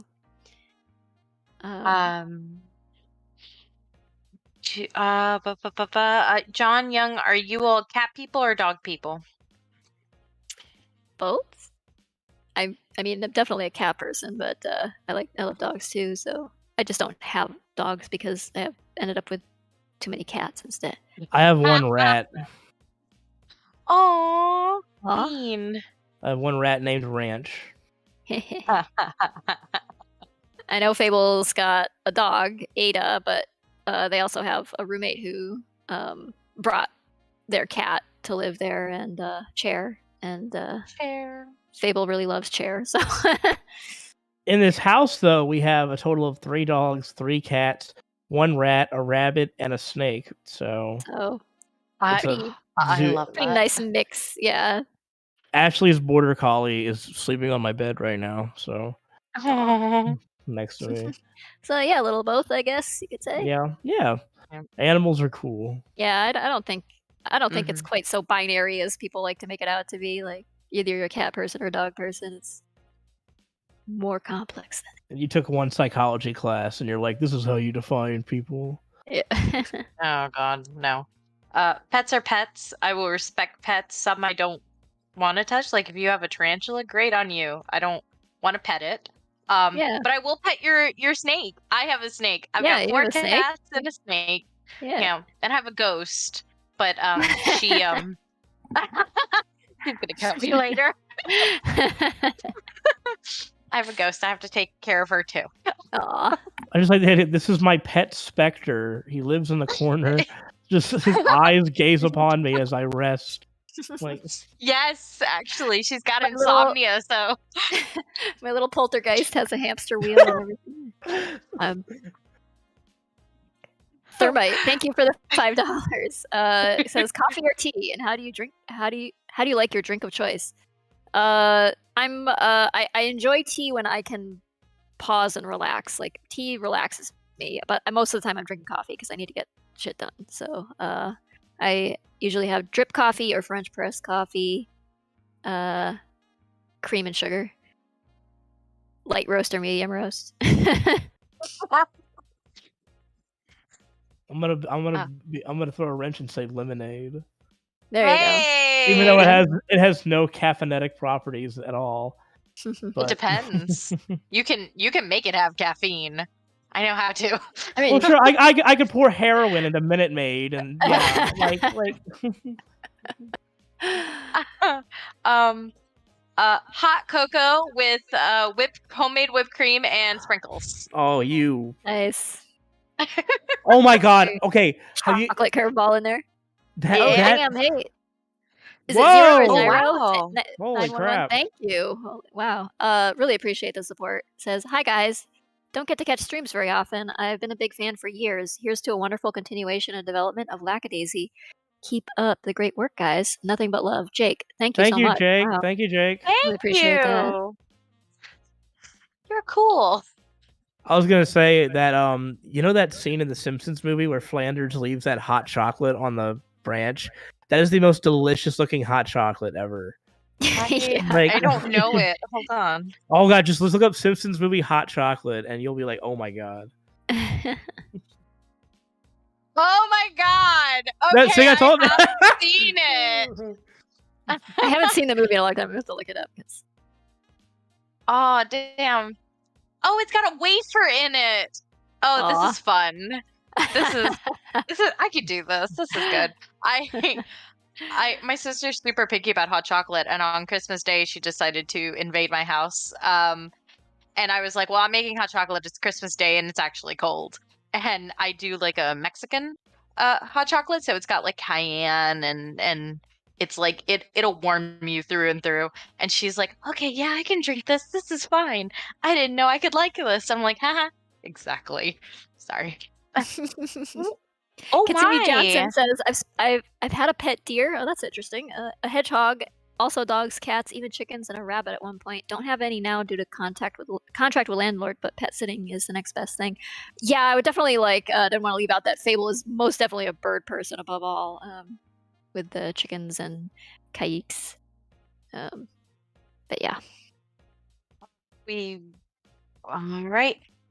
We have Super Will more. comes in with the $49.99. Interesting. Thank you very much. And says, I have a bomb. Okay. Congratulations. I hope you can sell it for $49.99. Yeah. Yep. Seriously though, thank you for the support. Really, guys, it means a lot. It helps. So, do you have any tips or things that would help someone who wanted to make their own comic?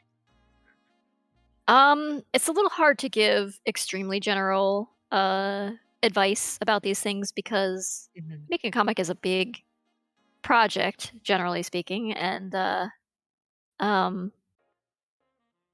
so much of it is going to be about what your preferences are and what your comfortable work environment is, and what type of comic you want to make, and things like that. So, like I was saying earlier, I think probably the best advice I can give is, one, don't procrastinate. Don't put it off.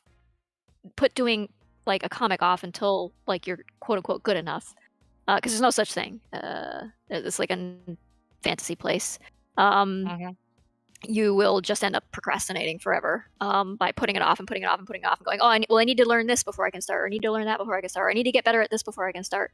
It's like the way you get better at making comics is to start making comics, not by looking at how comics are made or reading, tutorials or whatever. It's just the actual, like, you can learn things by doing that, of course, but the actual doing it is like where the bulk of your learning will happen. And so you just got to start doing it. Like you can't get good at basketball by just thinking about basketball. You got to actually go do it. Yep. And so don't put it off forever. Don't procrastinate. Get going. Especially like if strike while the iron is hot. Use that like enthusiasm that you have for a project, that honeymoon phase you have with a project, to really get yourself rolling and gain some momentum. And then the other thing, like I was saying earlier, was structure what you're doing around the type of artist you are. Don't try to force yourself to be some other kind of person, in order to achieve something that you think is like the ideal type of media. Like do what's natural to you, and that's going to make it a lot easier for you to get work done. Like getting something done is the important, like making something is actually the important thing, I feel. And if you're going to try to force yourself to be interested in something for years and years at a time where you're really not geared that way, you're really just going to make it an exercise in torture and a chore for yourself. Like this question. Yeah. Like I think they just wanted advice on comic making. And I was just giving like super general advice because it's so specific. It's such a specific thing. Like you can ask for like advice on how best to draw speech bubbles in this particular situation. That's advice that I can give more detailed information on, but in the very, very general way, like don't sabotage yourself. Yeah. I think fundamentally, if the reason why you're going into any art project is for like acclaim or something, and your motivations for doing a certain way is because, this will make me famous, I don't think that's a good motivation. I don't think that's actually going to motivate you. Right, yeah, just to be upfront, nobody goes into comics for the money or the fame. Just to be clear. Yeah, if they do, have some sad they quickly news. Find out that it's not there and find some other, influencer gig or whatever. But, there's also this mindset that, like, the ideal presentation of something is, like, some sprawling epic or whatever, when, in fact, possibly the best way to present your idea is a short story or a short comic or something. Like, it doesn't have to be like there's a sense of like prestige in like doing things that are, it's like a graphic novel that's got 50 volumes, or you don't have to do that. And don't feel like that's the only legitimate way to do a comic or something. You can do a gag-a-day comic, you can do a 4-panel comic, you can do, Chicken Nugget is a great comics, example whatever. of animation that is being put out that's like fairly limited, but like it's really freaking fun. Like the Chicken Nugget series. It's just these like vertical format animations that have been put out for a while with really simple characters, very simple premise. It's just, and it's like they've been going on for years, and at this point, like the characters have gained, I don't want to say depth so much as just inside jokes and stuff. Like it's gained some dimension. It's not ambitious at all. And I think that's fine. It's like, if what you're interested in is making a sprawling epic, do it because that's a method of storytelling that you're personally interested in and invested in. Like that, when you read stuff like that, it gets you sucked in. You're interested in the format, the structure, all of that. But just don't do it because you want to be famous or you think that's like your way into like some social clout. Because when people do that, it's really transparent. It's cringe. It's very cringe. It is so obvious when people make things just to be a part of like the algorithm or like whatever, and like there's no passion into it. Yeah, it's sort of like the whole AI art thing, right? Yeah, now. it's like, yeah, you want to see what that looks like? AI art people who, like, want... they don't want to make art. They want to become known. They want to be internet famous. It's like, what the hell are you doing any of this for? The fact that they could take art and go like, well, I don't want to actually make art. I just want to be famous. I'm like, you want to eliminate a fundamental part of being a person? Like, what's also, wrong let me with tell you something right now. You don't want to be famous. No. I'm just gonna say right now, it's you don't want the internet famous thing. No, that's internet fame is in any capacity fucking sucks. People won't leave you alone, even with the slightest bit of thing, and they're obsessed with you, even though it's like you try to. Yeah, it's gross. It's like getting the same scrutiny as like, you know, Hollywood famous, but without any of the benefits. Like you don't have the money, and you don't have the security guards. You don't have a pseudonym or something that like you can hide behind. You don't have lawyers. Like you don't have a gate at your front at your mansion or whatever. Like and security. Like you have none of that, but you have all the exposure, and so it is shitty. Yeah. This is why Tracy has several people in her backyard just waving at her. No, I am not like. I'm definitely not that kind of like. No, it's an ongoing joke. Nobody gives a shit, but like, I'm like Z level. I don't want to be famous like that. I'm happy to work in cartoons and have people not know what I look like. It's like, look at the funky little. But having been in proximity of people who've had way more like internet scrutiny placed on them and hearing their stories and seeing the things that happen to them, it's like, oh, that's terrifying and awful. And I've said as soon as I'm done with like all the projects I want to do in life, I'm just gonna disappear from the internet entirely and move to a lighthouse where no one can find me. That's my plan. That sounds like fun. I'm gonna go to a lighthouse. The only people who find you are Lighthouse. They're fans of the Lighthouse, not you. I'm gonna they're gonna be like, oh, it's Willem Dafoe. No, it's Dave Capdevielle. My ideal, living situation from when I'm old and, all my friends are dead is that I live in New Orleans, and New Orleans is basically Venice at that point because it will be, and, people are just going by on their little boats, and I'm standing there with nothing on but a bathrobe, and, with, a smoking, some giant fucking joint, leaning down going, at the people going by, and anybody who looks up, they're like, who's that? It's like, I don't know, they worked in cartoons or something, and they just go You basically want to be Toby Yeah. Hooper when you're done. Yes. That's what he did, yeah. All my friends are dead, and I win. I want to be... I want to be John Carpenter, where he's just I'm making music and playing video games, and then when people want to remake my movie, a check just falls in my hand. I want to be Enya. I want to go live in a castle with a bunch of cats, and no one will ever hear. There you go. Ryan Hartwell, thank you for the $20. Your ongoing support through these streams has been appreciated and noticed. By the way, thank you so much. Thank you, Ryan. Ryan says, with companies like Netflix and Warner Brothers getting rid of their animated programs, where do you think the future holds for both indie and animation in general? Oh, yeah, by the way, during this stream, Inside Job was canceled, even though it got... I heard, and I was just like, God damn it, that was so good, and it's exactly what you'd think Netflix would want, but of course they don't care. It's Netflix. Just doing the Netflix thing. Netflix is... It seems determined to self-destruct right at this moment, so I don't really know what's going on with them, but... No. Yeah, there's been a shakeup there, and whoever's currently now in charge is not someone who likes animation.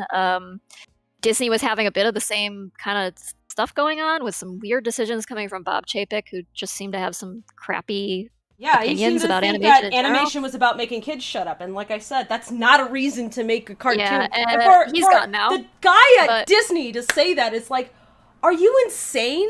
He clearly had no idea what company he was running. It seems very out of touch to be like that at this point. It's company executives who think that they're running that they're making Triscuits, not cartoons. Yep.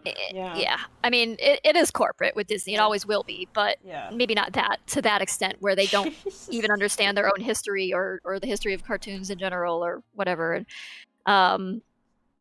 But I don't know. It's hard to say. It's hard to know what the future holds for that. I mean, there's been kind of a boom on social media and things with indie animation, from very short things to full blown productions, just kind of doing it their own way, which is really amazing and awesome. I don't know how long that will last or be feasible. You never know when YouTube's gonna change. That's my big concern is YouTube. I don't know what the hell's going on, but we really need a platform that's like the Nebula, but for animators.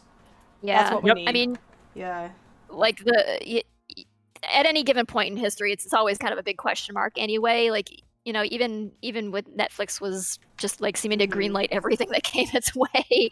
It wasn't a guarantee that something was gonna, you know, get picked up or last or not get canceled halfway through development or get canceled in the midst of a studio merger. I mean, this has happened to so many different titles. Sorry, go ahead. No, I was going to add that, unfortunately, the thing with Netflix, too, is that it is so oversaturated that even if you do get your show picked up, there's likely chance that not many people are going to find it because it just gets buried in the queue. Yeah. Netflix had a kind of golden era where it was kind of the only service of its kind that really mattered for a long time, and now it's not. Now it's not even like, I think it's like third or something, and like it's not even it's like even the numbers coming out of these places seem kind of sus. I mean, one reason why Bob Chapek lost his job is that he was fudging the numbers on different accounts in order to make it look like Disney Plus was making a lot more money than it was, when apparently it wasn't even remotely as dominant as it was leading everybody to believe. And the sad thing about that is that Disney Plus's supposed dominance is one reason why there was such a shakeup in the industry in general. Because I remember well before Disney Plus was coming out, there was everybody in animation was holding their breath. For years, projects were put on hold because they're we don't know what Disney's going to do. We don't know if they're going to come out and then it's just going to smash everything we do. And all these companies that were working on their own streaming platforms were not even investing in them well enough. Like Nickelodeon should have been ahead of the curve on everything. They had a streaming site, where they had stuff, but they did not invest in it fully, and they treated it as kind of a dumping ground. It's one reason why Korra, the second Avatar series, was just a production mess. And it wasn't, lack of skill on the part of the folks there. It was because they kept getting told different things about what was going to happen during production. They had to change the story to make things work with whatever the hell was happening. And so if you have a problem with Korra's story, look into Korra's production and you're like, oh, okay. Yeah. The last half of the season of the last season of Korra was dumped on the Nickelodeon streaming site with no notice for the creators, and it was just well, wait a second, and their service was not very well done, but they could have actually cleaned up majorly, because they have freaking SpongeBob. Imagine just putting SpongeBob on that site and giving it enough support that it is easy to use, because it was not. They could have definitely had something that would have been a Disney Plus killer early on, but everybody was holding their breath. You get to a point where you realize that the executives running these companies are just not stupid people like other people actually are. As smart as you think. Well, they're all just they've largely failed upwards. Then some of their batshit decision making starts to make sense, because they don't really know what they're doing so much as their salaries seem to imply they do. We just watched Glass Onion we just not to be completely insulting, but to it's some of them have competence and have done some good things for but they're just people, and they don't understand the terrain better than we do necessarily sometimes, and they and so it's a messy, weird time where we've had this sudden burst of all these streaming options. It's gonna be, the dust will settle somewhere, and something will do well for a while, and then it'll get usurped by something else, and this cycle will just keep going. And there'll be some place for animation to exist in all of that somewhere. I don't know where exactly. Newgrounds hasn't gone anywhere. I would love on the internet or Crunchyroll. I would love there to be a specialized streaming service, kind of how Shudder is for horror movies. That would be amazing. For just animation. I would pay $10 a month for that, just right off the bat. I'd be yes, absolutely. Yeah, I mean, you kind of have that the I guess the Funimation sort of thing is a little like that, but it's mostly just anime, right? But if it had a mix of of things, that would be wonderful. Well, anime and Crunchyroll sort of tried, but the thing is they never really fully invested in it. They were trying to like make new content with the budget of anime, which is a mistake. Yeah, they were trying. Yeah. I know Jello Apocalypse kind of like fit into that and had some stories to tell about that, which is in one of our shop talks. It's an interesting talk if you feel like listening. Yeah, the production of High Guardian Spice is very, very sad. Again, it's one of those, like, if you have some contention with that show, sorry, but, like, a lot of, again, why it is the way it is because of production shenanigans, like hamstringing budgets, demanding that people work the kind of hours and, like, salaries that they are expected in Japan, which is just straight up abusive. And you can't make original content on that budget. Like, you can't even really do it in Japan. The way that they get away with it is pretty dicey. And then, I mean, if you expect anybody here to live on that kind of budget, it's like, no, that's... You can't. You can't. Like, we need to have cars to get around here. Like, you know how expensive it is to keep those things up? So... Yeah, I know firsthand. Yeah. I would love a streaming service that, like Dave said, something like Shudder, but it was animation. Would be great. And like even the folks behind Shudder, if they wanted to do like a spin-off on that degree, because they're like very passionate folks. Like I've heard good things. It's actually my dream is like the because outside of Farfetch, the like the horror film I'm gonna make, my dream is to maybe like, because it'll never go to like theaters, I know that because it's an indie film, but I would love to like put it on like Shudder or something. That'd be awesome. I wanted to get to a question from Riffin Drexel, who sent us $5. Thank you. Thank you. But more so because it's a comic question about cats. So they said, I have my own cat comic sort of in the making. I've had since middle school. I just need some encouraging words to help me actually start it. And then goes on to say, I just lost my place. Hold on. I have it. I'm just worried because it's also sort of a cat mob like Lackadaisy, but modern times, and my cats like both dubstep and jazz. Just I'm nervous if people will even go for it. Don't worry about what other people think about it. Especially we're not going to come at you, that's for sure. If anybody does, be no, like, "Are you kidding?" More. I just we want to see it. I don't think that's maybe not the issue they're going for here. Like, I definitely don't own the idea of talking cats in historical settings or whatever. That's not. Yeah, I mean, we've all seen cats Garfield is still a thing. Yeah, but I mean, if it's something you love and you just love doing, just do it for that reason only, and then people will come and look at it. Because if you're doing it with love, I think it kind of like a lot of. Even if it's rough around the edges, especially when you first start, like Lackadaisy definitely was. You can see the progression of the art and the sense of, staging and composition and everything over time develop, I hope. You're going to learn a lot just by doing it, but it's also going to show in the work, I think, if you just have a love for it, and it's just kind of coming from your heart. And people are kind of drawn to that, I feel like. So, and even if it's just a small group of people, who cares? It doesn't have to be this mega success. It doesn't have to be something that pays all your bills. If you just enjoy doing it, just do it. And if it becomes something more than that, that's bonus. That's wonderful. Or if it opens up new doors for you, like even if it doesn't become your career, often doing something like this and putting it out there just opens up so many other opportunities. You meet other artists. You network with people just by the nature of putting your work out there. You find other opportunities will come your way because people know you as this person who draws this thing.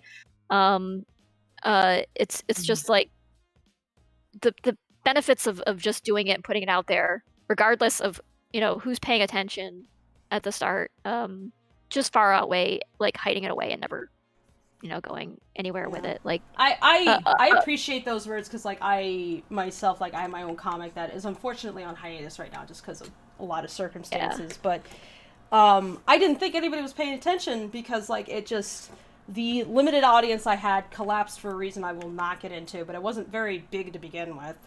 And I wanted to do it just for my own passion. But the inability of it to make any money became extremely limiting for me because I needed to eat, and I did not have any free time whatsoever after a while. Like, I just was living in a very desperate situation of just, like, constant financial stress. So all of my time had to go towards earning money and looking for jobs just all the time. So I had to abandon it because I was like, well, nobody's paying attention to this anyway.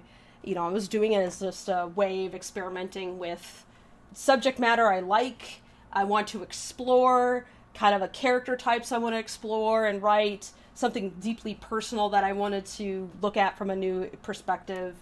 And, you know, I'm a career storyboard artist, is most of what my career in the industry has been. And even though, like, I've done a lot of writing on a lot of projects, like, inherently as a storyboard artist, you kind of have to be, but you never get credit for it. Not unless you are specifically on a story-driven show, but let me tell you, I've rewritten a number of scripts that were not quote-unquote story-driven. I've rewritten entire endings because I was like, I said to the writer, I'm like, what? There's no ending here. Like, the character just goes, okay, bye, and just walks off screen. Like, what's going on? They're like, I don't know, you fix it. I'm like, okay. Do I get a writing credit? No, I don't. I just do the work, and then somebody else gets the writing credit, and they seem like a genius. And I'm the one who had to fix their shit. But I wanted to just write something for myself. I wanted to just prove that it's like, I can do more than just take somebody else's idea and, like, gussy it up a little bit and, like, you know, gild a piece of shit. It's like, I'm not going to say I will projects, say this, but, like, yeah. no matter what your personal sense of achievement or personal sense of what success is or definition, like, and it can vary from person to person, and it should, like, you define what success is for yourself. I will say that I may be a bit of a hardliner in the sense that, like, an existent piece of media is superior to something that's never put down, to never manifest.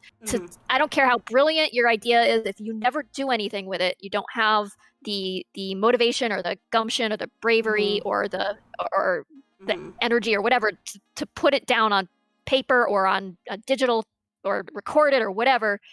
It's like, it's lesser than a thing that somebody actually made. Yeah, bad art is art that doesn't exist.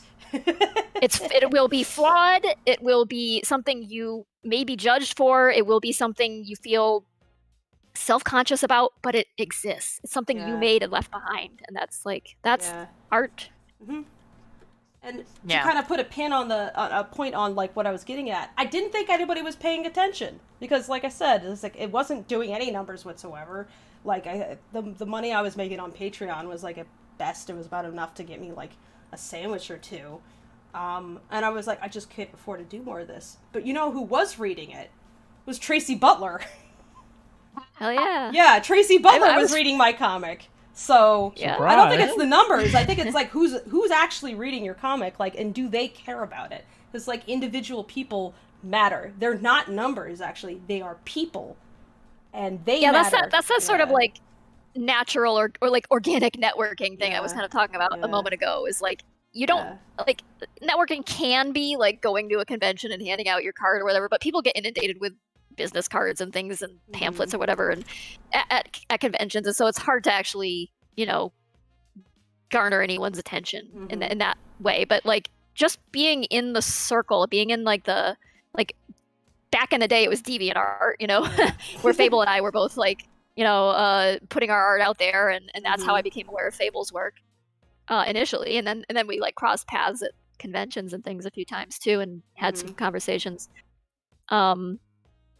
That's where I became aware that Fable is not only a comic person, really talented background painter on Black Blood Alliance, but, like, a comic artist, like, in their own right with their own creations, a character artist, an animator who's doing, like, these really awesome, like, animated avatars and things. And it was like, this is really amazing stuff. So I followed their work, and then when it came time to, like, I was, like, you know, looking at the landscape going, like, I kind of want to make an animation. I've been wanting to do this for years. Seems like the tools and things are out there now, and maybe now's the time to make a move. And I was kind of just, like, dipping my toes in the water, and I just reached out to Fable, who happened to be available and looking for a project to work on at that moment, and it just kind of, like, spurred this thing, like, just, like, sparked this thing off that became this. And it's just like having that network of people that you're aware of and know of, and who may reach out to you or you may reach out to them.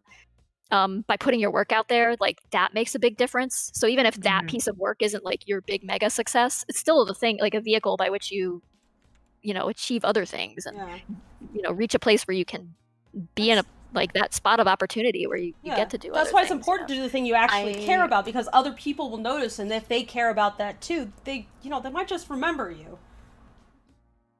You never know. So sorry, if I can, no, it's okay. If I could say something, and I'm not gonna to put names, but I started working on something that was a passion project, and it was utter like adrenaline and crack, and just like, I'm gonna do this. I mapped it out, and I just hit the ground running, and people noticed. Oh, it's Cass! Hi, Cass. Welcome. We are people live, notice just, when you. In case you don't know, just want to let you know, we're on YouTube. No, I know my silly little memory works that as like pee pee poo poo, but I remember when y'all are streaming. Okay, so just sometimes people pop in and we're like, hey, we're in stream, and they're like, oh, I didn't know. So I just want to make sure you know. I came in here immediately singing Animal Crossing music. Do do do do do do do do do do do. But to just round it out, if you're passionate and you're, even if maybe you're not proud, because I look back at what I started with and I'm like, I can do it better right now. But your passion will show through and people will notice. And you know what? Just hanging on a limb will eventually get you standing at the top of the tree or maybe in a different spot in the tree. So, yeah.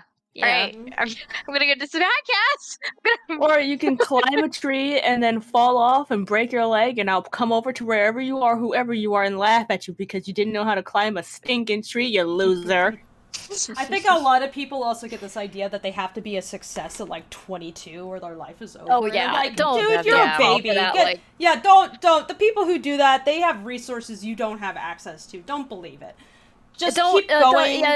Don't waste your time comparing yourself to other people with, like, if they're like 2 years younger than you and achieved something before you did or whatever. It's like they've had a different life circumstance than you, like different. Everyone's on a different tools. path. Yeah, everybody's just do things in your own time. Keep your head on your own, like pay attention to what other people are doing, but not in the way where you're like comparing yourself constantly to other people, because it's just a different scenario. You don't know what kind of crap they're dealing with, or what they're going through, or what brought them to this place, or what privileges they may have had that gave them a leg up.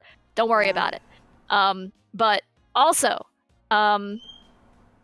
nothing is in vain, even if you feel like you failed. Like, you may start something and it fizzles out, or it just turns into a catastrophe and you have a falling out with your co-writer or whatever, and it just doesn't go right. It's not in vain, because you've definitely learned something.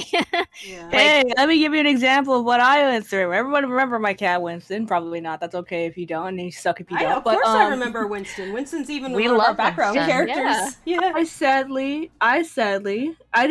still love Winston and everything else, but I sadly fell in love with the idea of the comic. It's still sitting there in the back of my mind, like one of those things. It's like, hey, it's a trophy that I had in mind, and maybe one day I'll come back to it. But remember, I lost the motivation. I lost the drive to keep going, and I eventually stopped. And maybe it wasn't my calling then to continue working on it. Now I'm much better when it comes to character designs and animation and everything else, only because I got into a different art thing, and I was like, I could have been happier getting into that art thing, and maybe, just maybe, I might get back into the drive of wanting to do my own thing again. But for right now, is not the time. Back then, I felt like I was ambitious and looking for something that didn't exactly have a roadmap. Writing it off by myself is not a good enough thing, so I just needed to look at somebody else's footsteps a little bit, walk over to their journey for a little bit, see what they went through, and come back and make my own map. But I had nothing to go with. It was just, well, this worked for them, so surely it'll work for me. It didn't. I died. I sat there like on the ground, like looking at dirt, counting the worms going by, and just like, I wonder what I'm going to do now.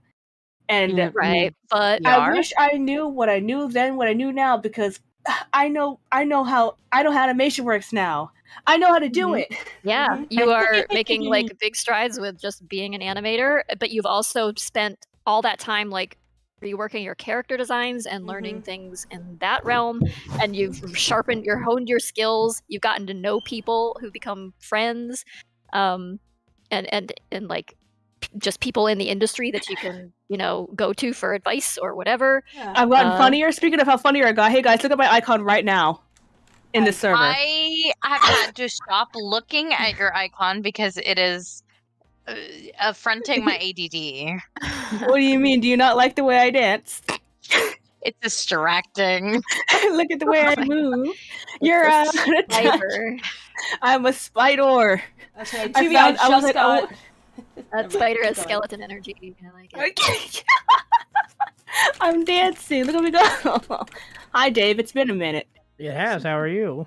Oh, well, I ran out of testosterone. I hate my life. Oh, I'm sorry. Dear. Uh-huh. That's a dangerous combination. Uh-huh. Let me explain to anybody. If you're looking to get testosterone online, do not go to Folks unless you're over here selling an arm and a leg, which I only tell you that you only got 2 of each one of those things. $196 I had to pay. $196 a month. And I thought I was going to get my second dosage. No. I have to pay $196 3 times before I get my second dosage. So when I paid the $196 the first time, and then I got charged the second $196, I canceled my subscription because I'm not made of money. I'm made of skin, bones, and regret. So I'm not able to just sit here and pay for that $196 a month. So I was all like, okay, where's my second dosage? And they're like, oh, you gotta pay 3 times for your first one, and then you gotta pay 3 times for your second one. I was like, I gotta link you to Mark Cuban's I was gonna say, because their medications are way less expensive. Like they take a $1,000 per pill medication, and they're like, yeah, $10. Yeah, you might. The thing is, I need something that's online because I myself. It's online. That's what I'm saying. It's online. Yeah. Oh, here, please link it to me because I want to have a cool voice. I have all of my transgender friends with their transgender cool as heck voices, and I'm jealous, and I want to be. I want to be the gender envy. Let me this is a legit website. I've been using it for my medication. I'd like to at some point also get some tea myself, but I am working on that. Shit's not easy. God, no, it is not. No, it is. Yeah, all those people saying all this BS about kids just spontaneously transing themselves. It's are you kidding? Do you know how hard it is to get this shit, especially tea? Because that's a controlled substance. Since they think that you must be a bodybuilder using it or something. Yeah, we got all the other letters too. We got L, G, B, and T. Yeah, I'm funny. I know. Oh yeah. Oh, God. PCOS? No, actually I don't know if I have PCOS, so that's a question mark. But whoa. Yeah. Just Kaz, induce PCOS. How about that? What?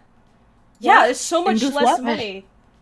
I said I wish I could induce stronger PCOS or something. I have no idea if I even have it. I have no idea what you just said.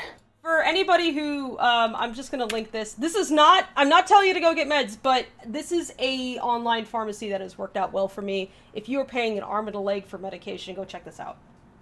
Go cross-check this against reviews and stuff, though, because I can't do any kind of endorsement outside of my own. Please double-check this stuff, talk to your doctor. I just need testosterone. Yeah, I'll take care of this after stream. I'll take care of this after stream. Yeah, take care of it after stream. Yeah. It's an online pharmacy where the prices are not gouging. Yes. So, and they deliver it to your door. And it is legit. My doctor uses that to get my medications to me, and so even though I don't have a whole lot of money, I'm able to get my medication for very little money. It was great. That's so helpful. Thank you so much. It's a lot cheaper than CVS, that's for sure. What in the world is happening? I just looked at your banner. That's an interesting banner. Yeah. Continue. I'll tell you guys about my adventures later. I just want to say we should probably think about wrapping up here. This was supposed to be a not all-day stream, so yeah. I'm sorry about the technical difficulties, but in the end, I got to sit here and noodle out this sketch, which I needed to do anyway. So that probably would have ended up being what the stream was anyway. The webcam malfunction in the beginning. Yeah, my webcam, it was working perfectly. I was showing what I was doing, and everything was fine. And then the moment we turn on the stream, it dies, and it's like, what? and it would not wake back up. Yeah. The only way I know to make it wake back up is to restart the computer, which is not an option. So. And we didn't want to restart the stream, so draw digitally instead. Yeah. Anyway, fine. thank you for improvising Fable. It's fine. It's fine. And do we have any lingering questions? Yeah, I got a question. What's up? This isn't Kaz. This is just somebody asking a question for Kaz. Yeah, is Zip still single? Asking for Kaz. Is Zip ever Zip single? is taken. No, Zip is taken by Kaz and Katie. Sorry, a person who is not Kaz. Oh, okay. I'll go let them know. Thanks.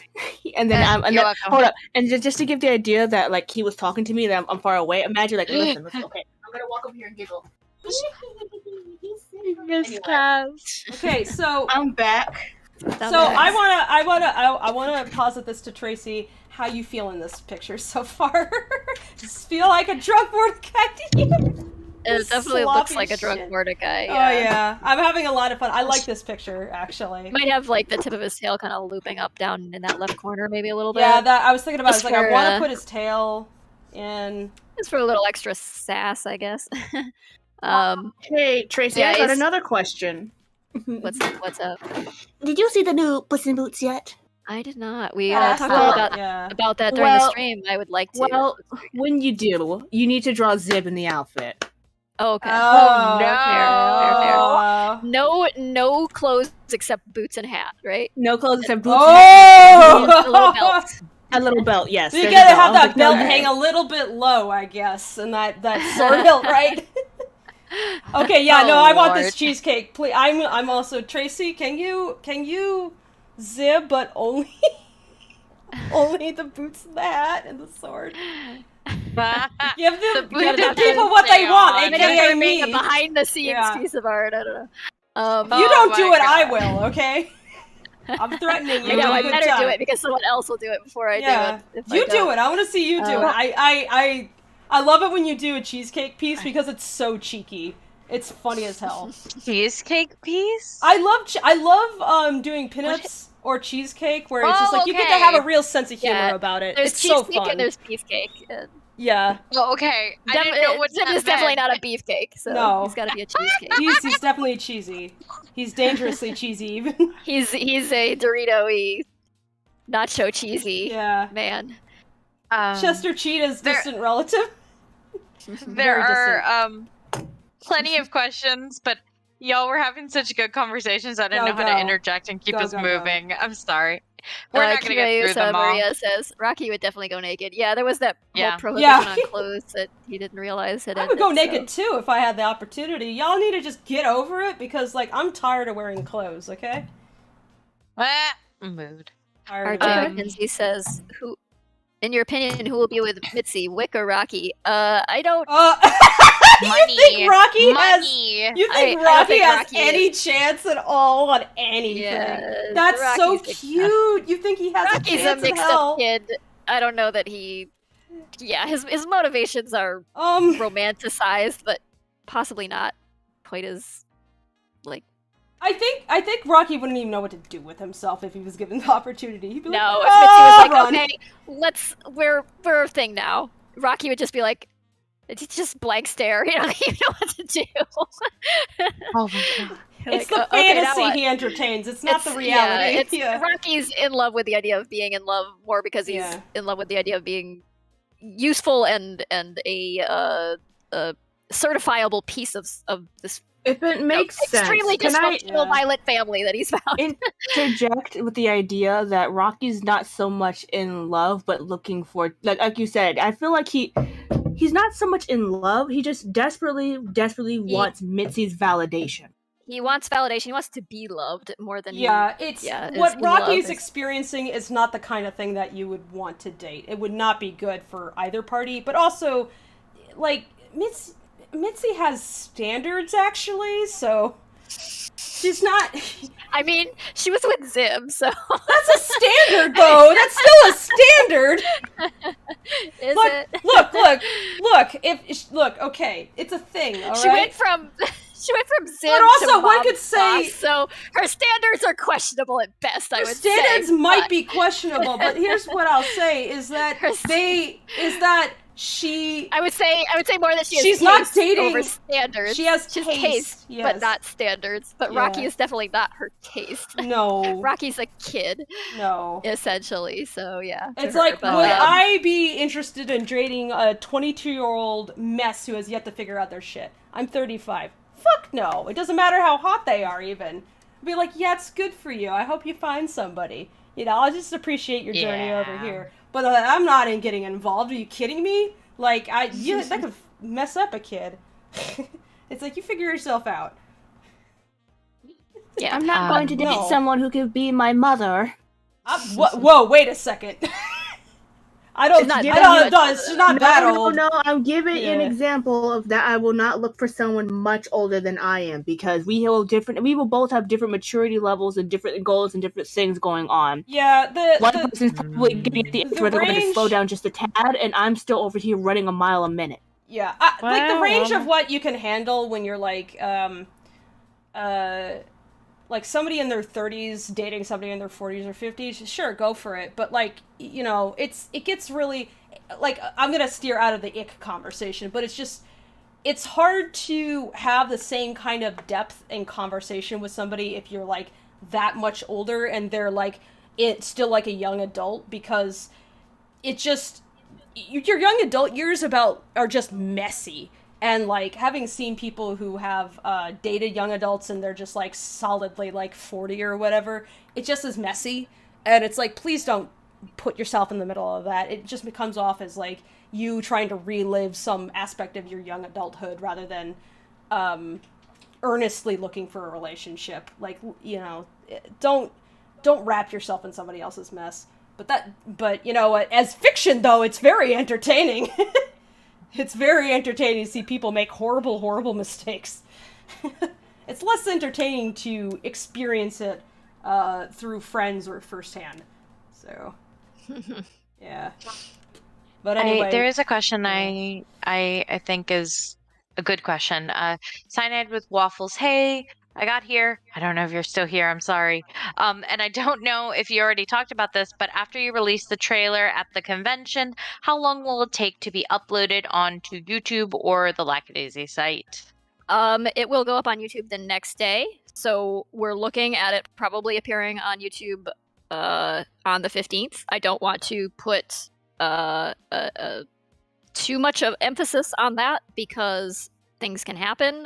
We may, like, you know, we've already had some issues where, like, press wants some exclusivity, so we have to, like, come up with something else to give them, and you know, if something happens and they're like, oh well, we need another day for it to be, like, our exclusive or whatever, or something, and we have to, like, put it off a day or whatever, or some technical issue we will get it to you, absolutely, and you know, but what you could do. It will be mid-March. That's why we keep saying mid-March. It will be like the 15th, not the trailer, or the 16th, but or something. the short itself. Right. Yeah. Right. What you could do you could follow January the Lackadaisy. Mid-January, yeah. It's not freaking mid-March. No. Anyway. But you guys can follow the Lackadaisy YouTube and turn on the alerts, and you guys can then get alerted.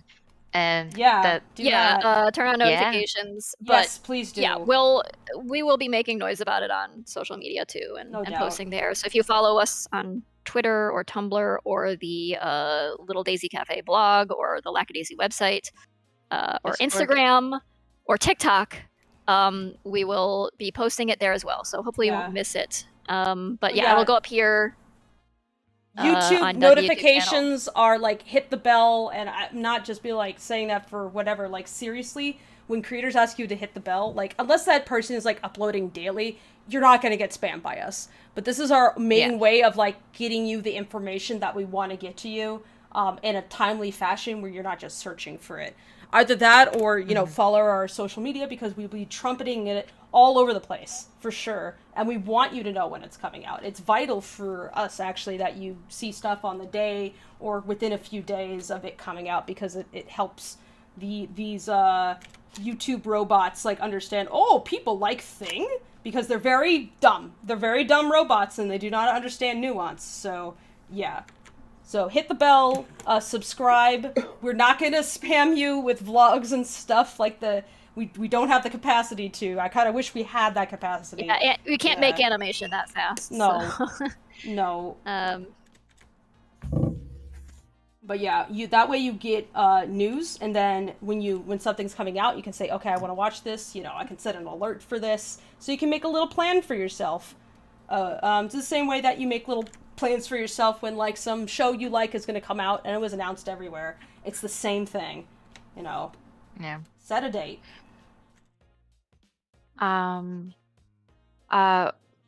What tricks have you picked up about where you can do shortcuts in drawing? How have you learned the shortcuts in drawing? Scissors. Cheating is okay. Cheat. By cheating, I don't mean steal. But I mean like, if you can find an efficient way of doing something, then do it. If it doesn't detract from what you're going for, there's no point in standing on principle if it earns you absolutely nothing. Cheating is a way of saving time so you can put it into the things that actually need your attention. I mean, reuse like footage, reuse props, do it. As a digital artist, like make brushes that make things easier for you to just like, you know, so you don't have to like hand draw textures onto things or whatever. I mean, sketching with guidelines helps. Sketching with references helps. If you don't know what something looks like, don't draw it and then go look up a reference and go like, oh, it actually looks like this. I have to redraw it. Like, look up the references beforehand. It is. Like, it's worth it. Yeah. It's not cheating to look at something else, to look at something and be like, okay, this is what a car from 1927 looks like. So here's how you get it right. You don't have to like know that somehow innately. And then, I have too many friends that are all like, oh, but I'm too scared to use references. I'm all like, how do you think we learn? Yeah. Do you think I just know what an anthropomorphic cat looks like? The whole point of like having a model come into like a classroom in like an old school like and pose nude for you and like the very traditional like art school sort of sense. Like if you don't have that, and most of us don't have access to that on like a regular basis, unless you're actively in art school, like looking at pictures of people and or like posable models or whatever is like the next best thing. So that's how you learn how things are formed and shaped and how you so use references. That's when people say stuff like, oh, don't use references, it's cheating. It's like, where are they coming from actually? You can get bad advice from like professional people, but please look at a breadth of advice. Don't just rely on one person to dictate how you're supposed to go about your art journey. Look at multiple sources, because like I could say something that to me is just works for me, but it might be actually detrimental to you. So please. I mean, the no references thing just makes I still hear that. I don't understand. Like, is it cheating to use your eyeballs to look at something and then attempt to draw it? Like, really? I mean, one thing you that can stand in front of a full-body mirror. Oh, yeah. Sorry. You can use yourself as a reference. Like a lot of animators will use use mirrors. I detest these AI art people who are claiming that artists use references, so it's fine if I just steal people's work. It's like, that's not how that works, because when you're using references, this is why it's important. This is why it's not stealing. Unless what you're doing is, explicitly trying to copy something, then please, somewhere in what you are doing, state, this is a study, here's the source, because it's just common sense. If somebody did to you, you would appreciate it. Pay it forward. But, like, when you are taking your own eyes and you are studying something and you're, like, applying, like, you're trying to, like, build your sense of how things are put together, your own vision, interpret things, that is art. Like that interpretation is what makes it yours. You did it yourself. It wasn't done for you. You did it yourself. And so what you end up producing is going to be something that is a reflection of wherever you were at the moment. It's like a little snapshot of you. And that's important to have. So don't think that you're just cheating or whatever. Like, don't go and like make a thing that you're supposed to sell to somebody and then you just like trace somebody else's work and pass it off as your own. But I feel like I shouldn't have to say that, because there's a pretty clear distinction between doing something as a study and you're learning and like, or you need references for like angles and stuff versus, straight up copying something. Straight up copying and taking shortcuts and just taking somebody's work wholesale and just like passing it off as your own. Those are two different things, and if you don't know where the line is drawn, you got to examine that one for yourself. But but you can't just say hardcore no references and that will be the solution, because that's ridiculous. That's ridiculous. That's why it irks people. So use some common sense. What's our stance on AI art? I think that's pretty clear from the way I'm talking about it. You come in here with that question. Yeah, I don't want to go on like another half-hour long rant. I don't want to go on a rant right now, so I'm just going to skip that. Long story short, AI sucks. There. We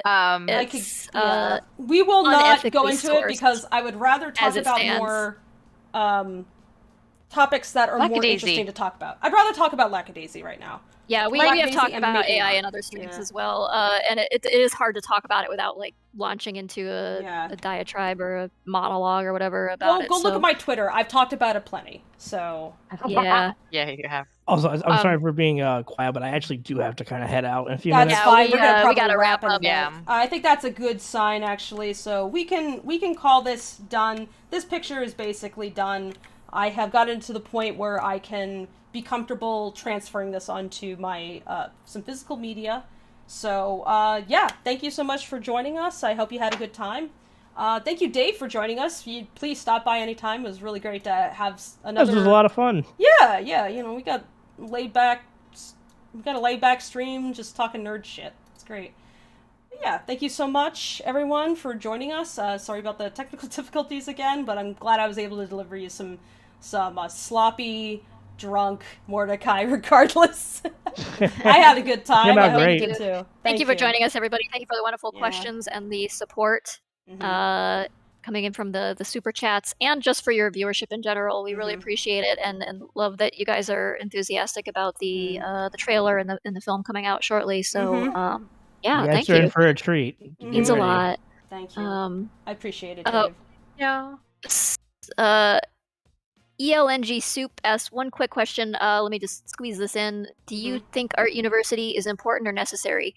Depends on who you are. Some people learn really well inside of a academic environment. Some people don't necessarily need it. It's good for forming, connections and having access to software and tools that you might not otherwise have access to. It's not absolutely necessary. I did not go to art school myself. Fable did. Lots of people did. Had a great time with it. Learned things. Student debt sucks, but I mean, if you can handle it, okay. But if you can't and don't want to, you don't have to. That's it. Yep. I like that quick shot answer that you just gave. Like, you can do it if you want to. You don't have to. We did it, or we didn't. Bye. Yeah, that's all. Yeah. Anyway, bye. Bye. Bye. Love you. And you can find me at Further Confusion next weekend. Yeah. So if I go to remember when we said bye, guys? Me too. Yeah, we didn't really mean it. I have it. I have it. Toom, can you also drop it there? Yeah. Drop the Farfetched YouTube up there as well. Yes, please. Yes. Yeah. I can do that. I got Farfetched over here. Yeah. The proper. So, there we go. Thank you. Trailer premieres at Further Confusion next weekend, and then on YouTube shortly after that. And check out Farfetched because it's amazing. Yeah. And I'm so excited. And like my Twitter is just Dave Capdevielle, really complicated. Yeah. You want to drop that one too? Drop that in there. Yep. You can talk about skeletons. I got it. Yeah. Okay. Yeah. No. I'm Dave, we gotta talk more, man. We do. I'm sorry. You caught me at the end of this when I'm dealing with a friend who's needing. I've been texting him. Yeah, we want to make sure that your friend gets the. They'll be fine. I just need to talk to them. Thank you so much. That's all it is. So, okay. Anyway, thank you guys for having me.